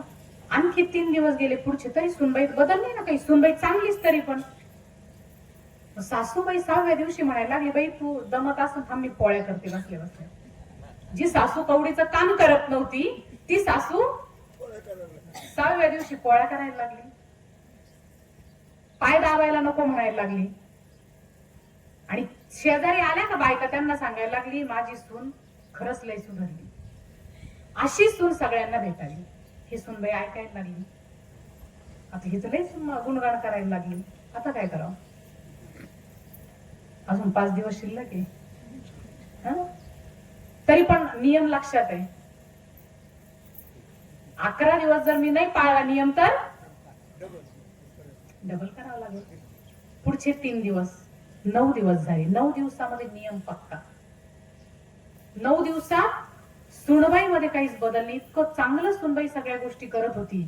सासूबाई सगळ्यांना म्हणायला लागली की माझी पोरगी सुद्धा मला असं जीव लावत नव्हती, पोरगी तरी मला उलट उत्तर द्यायची, कारण सासूला उलट बोलायचं नव्हतं ना 11 दिवस. पण सुनात इतका बदल झाला की माझी सून मला उलट बोलत नाही. जेवायला बसायच्या आधी सासूबाई म्हणायची, चल बाई तुझं पण ताट कर, आपण दोघी सोबत जेवू. इतकं एकमेकीला ते जीव लावायला लागले. सून तर लावायला लागली जीव, पण जीव लावता लावता सुनाचंही आजीवर सासूवर प्रेम व्हायला लागलं आणि त्या सासूबाईला सुद्धा सुनाविषयी प्रेम व्हायला लागलं. आणि मग 9 दिवस पूर्ण झाले. आता शिल्लक राहिले फक्त 2. आता सुनबाईला टेन्शन यायला लागलं.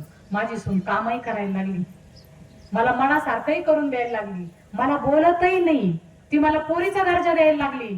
आणि माझी इतकी चांगली सासू गेली तर माझ्या पोरांना कोण सांभाळल, मी जर कुठे गेले तर नवऱ्याला भाकरी कोण घालल. सुनबाईला टेन्शन यायला लागलं की आता कसं होईल. ती बिचारी पुन्हा बॅग भरली निघली. सासूला वाटलं परत बिघडलं काय सूत्र काही. माहेरी का चालली सुनबाई, माझं काही चुकलं का. जी सासू म्हणायची जा तुझं तोंड काळं कर तिकडं, ती आज म्हणायला लागली सुनबाई माझं काही चुकलं का, तू का चालली माहेरी. ती म्हणे मी लगेच येते 2 तासात. पण सुनबाई गेली आणि त्या बाबांना सांगितलं की बाबा आता असं औषध द्या की माझी सासू मरायला नको, आणि जे तुम्ही औषध दिलं ना ते पलटवा, त्याच्यावर म्हणजे नाही का कमी होईल त्याचा प्रभाव, असं काहीतरी औषध द्या. ते गुरु हसायला लागले आणि गुरुनं सांगितलं काही होणार नाही, बिनधास्त घरी जा. तुझी सासू जे आहे ना तिला मी औषध जे दिलं होतं ना ते तिला विटॅमिन्सचं दिलेलं होतं, तिला काय मरायचं पॉइझन दिलेलं नव्हतं, औषध दिलेलं नव्हतं. आणि म्हणे तुम्ही तावीज दिली होती, त्याचं काय म्हणे तावीज काढ सोड. आणि त्याच्यावर एक चिठ्ठी लिहिलेली होती त्या तावीजच्या आतमध्ये.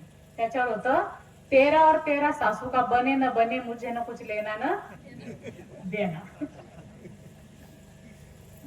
सासूबाई सुरक्षित राहिल्या, सुनबाई सुधारल्या, दोघींचं बॉन्डिंग, दोघींचं प्रेम चांगलं झालं आणि खूप सुखानं त्या राहायला लागल्या. का, फक्त तिला कळलं की माझी सासू 11 दिवसांनी जाणार आहे म्हणून मला चांगलं वागायचंय. प्रत्येकानं असं समजा माझा एक सेकंदाचा पण भरोसा नाहीये, कुठलाही क्षण माझ्यासाठी शेवटचा असू शकतो. आणि जेव्हा मी असं जीवन जगेल ना कुणाला दुःख द्यायचा विचार येणार नाही. असं वाटेल की जाता जाता चांगलं वागावं,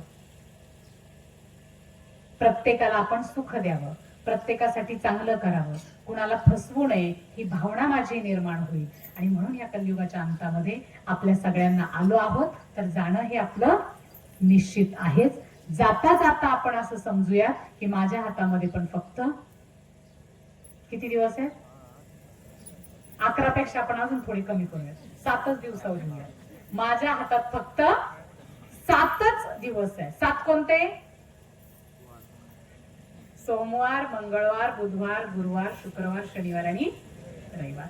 हे 7 दिवस माझ्या हातात आहे. ह्या 7 दिवसातला कोणत्याही वारी मी जाऊ शकते हे बुद्धीमध्ये पक्क करा, म्हणजे तुम्ही जीवन चांगलं जगायला सुरुवात करा. तयार आहेत सगळेजण, जगणार सगळेजण चांगलं, राहणार प्रेमाशी, सर्वांशी राहणार सगळेजण प्रेमानं. प्रयत्न तर करावं. वाळूचे कड रगडीता तेल गळेल एक दिवस, तेल होईल बदल एक दिवस.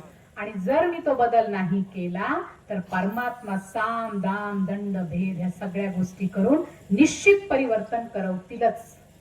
कारण एकदा का त्याची छडी सुरू झाली आवाज नाही येणार, पण चोप चांगला बसेल. करूयात आपण बदल, प्रयत्न तर करूयात, एक पाऊल तर उचलूयात. एक पाऊल उचला, 1000 पावलं ईश्वर आपल्याला मदत करेल. प्रयत्न तर करा ना. अशी कोणतीच गोष्ट नाही का जी होऊ नाही शकत. मी जर गोड बोलू शकते, मी जर रागवू शकते, आता प्रवचन करताना गोडच बोलावं लागतं ना. आणि राग आला रागात जर बोलले, मग मी जर प्रवचन करताना गोड बोलू शकते, तर राग आला तरी संयम ठेवून मी प्रेमानं बोलू शकते ना. ठीक आहे, प्रयत्न तर करूयात ना. मागच्याच महिन्यात झालाय ना सण, कोणता, संक्रांत, तिळगुळ. किती तिळगुळ खाल्लेत, किती मेसेज आलेत तुम्हाला गोड बोलण्याचे. वर्षभर पुरवा त्याला आणि बोलूयात गोड, करूयात शुभ संकल्प, करूयात जीवनामध्ये बदल, कारण कलियुग अंतिम टप्प्याकडे आहे. कधी शेवटचा क्षण येईल काही सांगता येत नाही. हे बोधवाक्य प्रत्येकानं जीवनामध्ये ठेवा. काय? प्रत्येक क्षण हा शेवट. कोणताही क्षण शेवटचा क्षण. हर घडी को अंतिम घडी समज कर चलो. प्रत्येक क्षणाला शेवटचा क्षण समजून जगा. आणि दुसरं, परिवर्तनासाठी स्वपरिवर्तनातून विश्व परिवर्तन. आणि मी कलियुगाच्या अंतिम टप्प्यामध्ये आहे. मला सर्वांशी प्रेमाने राहायचंय. कुणाशी माझा व्यवहार वाईट नकोय. जसं भाऊनी मगाशी सांगितलं, मरावे परी कीर्ती रूपी उरावे, त्या उक्तीप्रमाणे माझं जीवन बनेल. मी जर चांगली कर्म केली तर निश्चितच मी गेल्यानंतर सुद्धा माझ्या कीर्तीची, गुणांची कीर्ती होईल, गायन होईल, स्मृती होईल. म्हणून अशी कर्म आपण करावेत का गेल्यानंतर सुद्धा आपलं गायन, कीर्तन झालं पाहिजे. तर करूयात आज आपण अर्जुन भाऊंच्या 13व्याच्या विधीनिमित्त हा शुभ संकल्प. परिवार इतका चांगला आहे. कोणीतरी भाऊंनी येऊन आम्हाला सांगितलं मगाशी की पूर्ण परिवार माळकरी आहे. साधी गोष्ट नाही आहे. अहो, एखाद्या घरात एक तरी असा असतोच की जो पूर्ण परिवाराला डिस्टर्ब करणारा असतो, त्यांची मानसिकता ढासळवणारा असतो. पण ज्या परिवारामध्ये सर्वजण माळकरी आहेत, परिवार इतका चांगला आहे, इतके सगळेजण एकोप्याने राहतात. आणि म्हणूनच 5 पांडवांसारखे ते 5 भाऊ आहेत ना. म्हणूनच गीतेचा संदर्भ घेऊन 5 पांडवांना कसं श्रीकृष्णांनी सांगितलं की कलियुग अंतिम टप्प्यात आहे, त्याच्यावर आपण ही आज सेवा केली. तर अर्जुन भाऊंचा परिवार इतका चांगला आहे. सागर भाऊंचा स्वभावही खूप चांगला आहे.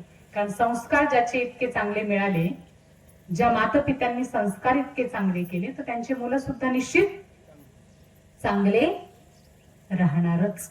आणि म्हणून या परिवारानं सुद्धा बघा, सामाजिक कार्यामध्ये तर अर्जुन भाऊंचा खूप चांगला रोल होता. सामाजिक कार्यामध्येही ते पुढे होते. आणि म्हणूनच समाज आज त्यांच्या कार्यासाठी आलाय. त्यांच्या 13व्याच्या विधीनिमित्त एवढा समाज का आला? कारण ते सामाजिक कार्य करत होते. कारण समाजासाठी सुद्धा आपलं एक प्रकारचं काय असतं, ऋण असतं. आणि मग अशा या परिवारामध्ये, हा परिवार इतका चांगला आहे, या परिवारामध्ये अशाच चांगल्या चांगल्या गोष्टी की ज्यांनी सुरुवात केली की नागे बाबा अन्नपूर्ण योजना जी आहे, तर नागे बाबा परिवारासाठी ते भेट देत आहे. तर त्याचे जे सदस्य आहेत सुभाष भाऊ चौधरी, बाबासाहेब गायकवाड, तर त्यांनी येऊन ही सेवा स्वीकारायची आहे. कारण ह्या नागे बाबा अन्नपूर्ण योजनेचं मी ऐकलं तर खूप चांगली ही योजना आहे. तर केडगाव पासून तर कुठपर्यंत, विळद घाट, केडगाव पासून तर विळद घाटापर्यंत जे पण हॉस्पिटल आहेत, तर त्या हॉस्पिटलमध्ये फ्री जेवणाची सेवा देण्याचं काम हे करतात. ही साधी गोष्ट नाही. अन्नदान सगळेच करतात. आजही अन्नदान आहे. पण आजच्या अन्नदानात सगळ्यांना अन्नाची गरज नाहीये. पण जिथं खरंच, कारण पेशंट सोबत राहणं आणि त्याच्या सोबतीला असताना कधी जेवणाचा प्रश्न येतो, झोपण्याचा प्रश्न येतो, हे खूप मोठे प्रश्न असतात. जेव्हा आपण एखाद्या पेशंटला भेटायला गेल्यानंतर आपल्याला हे सगळ्या गोष्टी कळतात. आणि तिथं अन्नदान करणं, ही अन्नपूर्णा जी योजना आहे, खूप चांगली योजना आहे. आणि त्या योजनेमध्ये आपण कुठेतरी खारीचा वाटा उचलावा, आपलं काहीतरी योगदान असावं, हे या परिवाराला वाटलं. आणि म्हणून त्यांनी ह्या नागेबाबा अन्नपूर्ण योजनेसाठी जे अनुदान सहयोग दिलेला आहे, तर तो सहयोग सुभाष भाऊ आणि बाबासाहेब भाऊ यांनी तो स्वीकार करावा. पेशंट असतील तर तुम्ही जरूर त्यांच्याशी संपर्क करू शकता. जर सदस्य असेल कोणी त्याचं नागेबाबा पतसंस्थेचं, तर आणखी त्याला फायदा तर निश्चितच होईल. आणि तुमचे नातेवाईक जरी असतील तरी तुम्ही त्यांना तो नंबर देऊन कॉन्टॅक्ट करून तुम्हाला व्यवस्थित जेवणाची सुविधा होऊ शकते. आणि या कार्यासाठी एकदा सगळ्यांनी जोरदार टाळ्या वाजवायच्या. कारण अन्नदान आपण समाजासाठी करतो, अन्नदान नावासाठी करतो. अन्नदान सगळे करतात म्हणून करतोय की नाही का, दिखावा, त्याच्यासाठी अन्नदान करणारे आहेत, नाव व्हावं म्हणून करणारेही आहेत. आई वडिलांना सांभाळून त्यांना जेवण घालणारे आहेत आणि काही उपाशी मारणारे पण आहेत.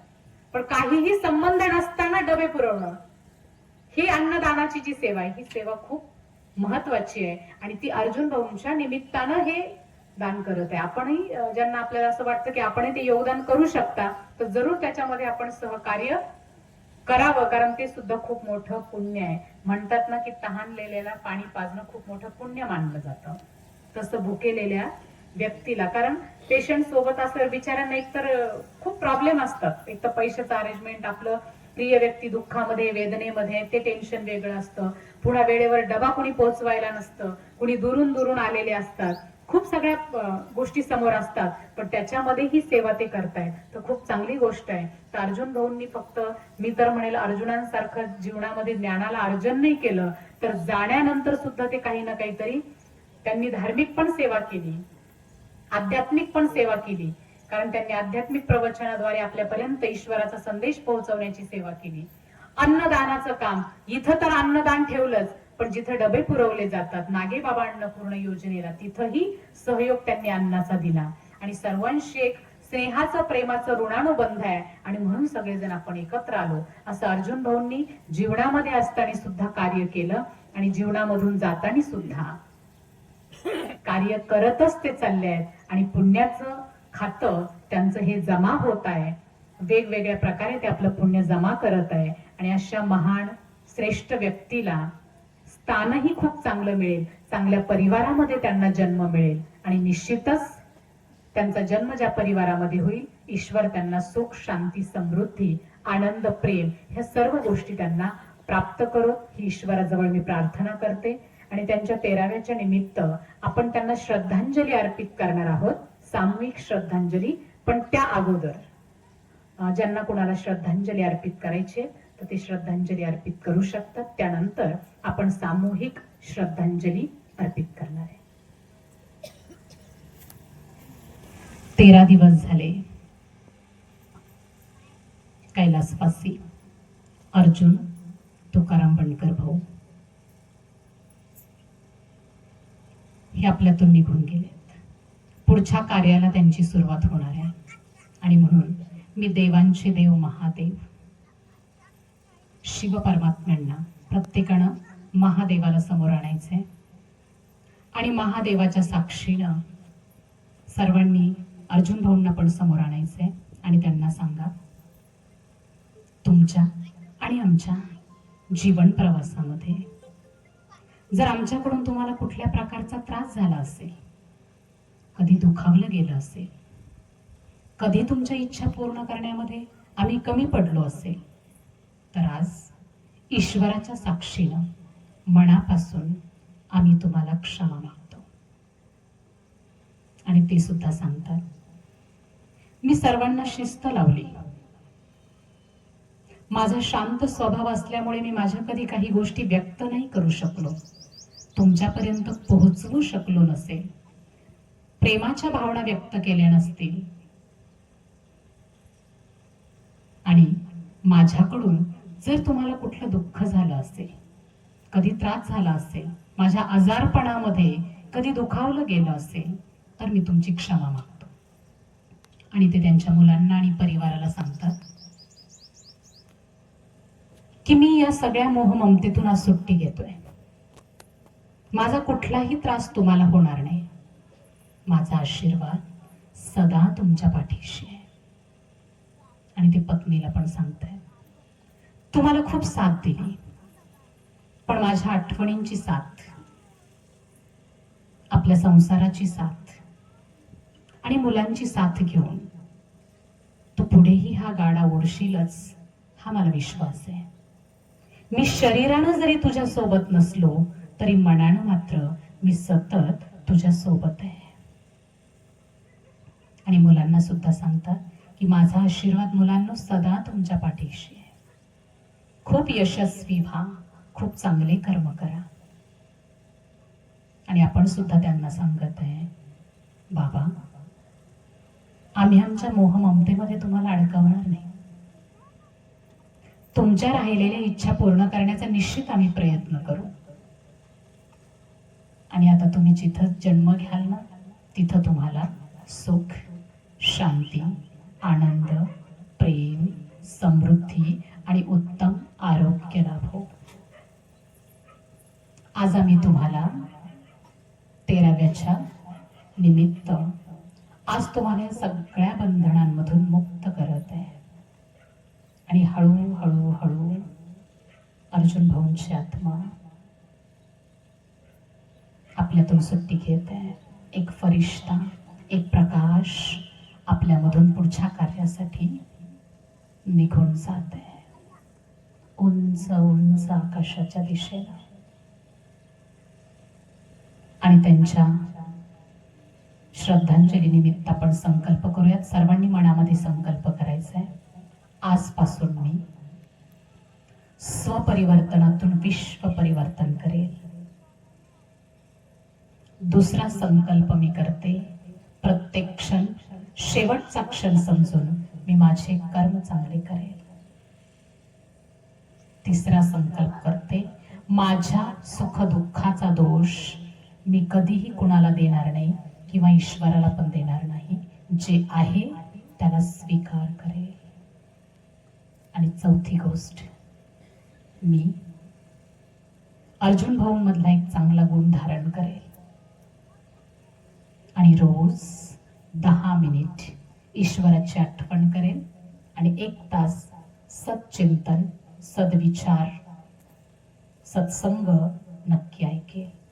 ही स्नेहाची, प्रेमाची, संकल्पाची, स्नेहपूर्ण श्रद्धांजली, आदरांजली, सुमनांजली मी अर्पित करते. ओम शांती शांती शांती. प्रॅक्टिकल त्याच्यातून निघणं खूप कठीण असतं. तर परमात्मा निश्चितच तो पित्यांचा पिता आहे.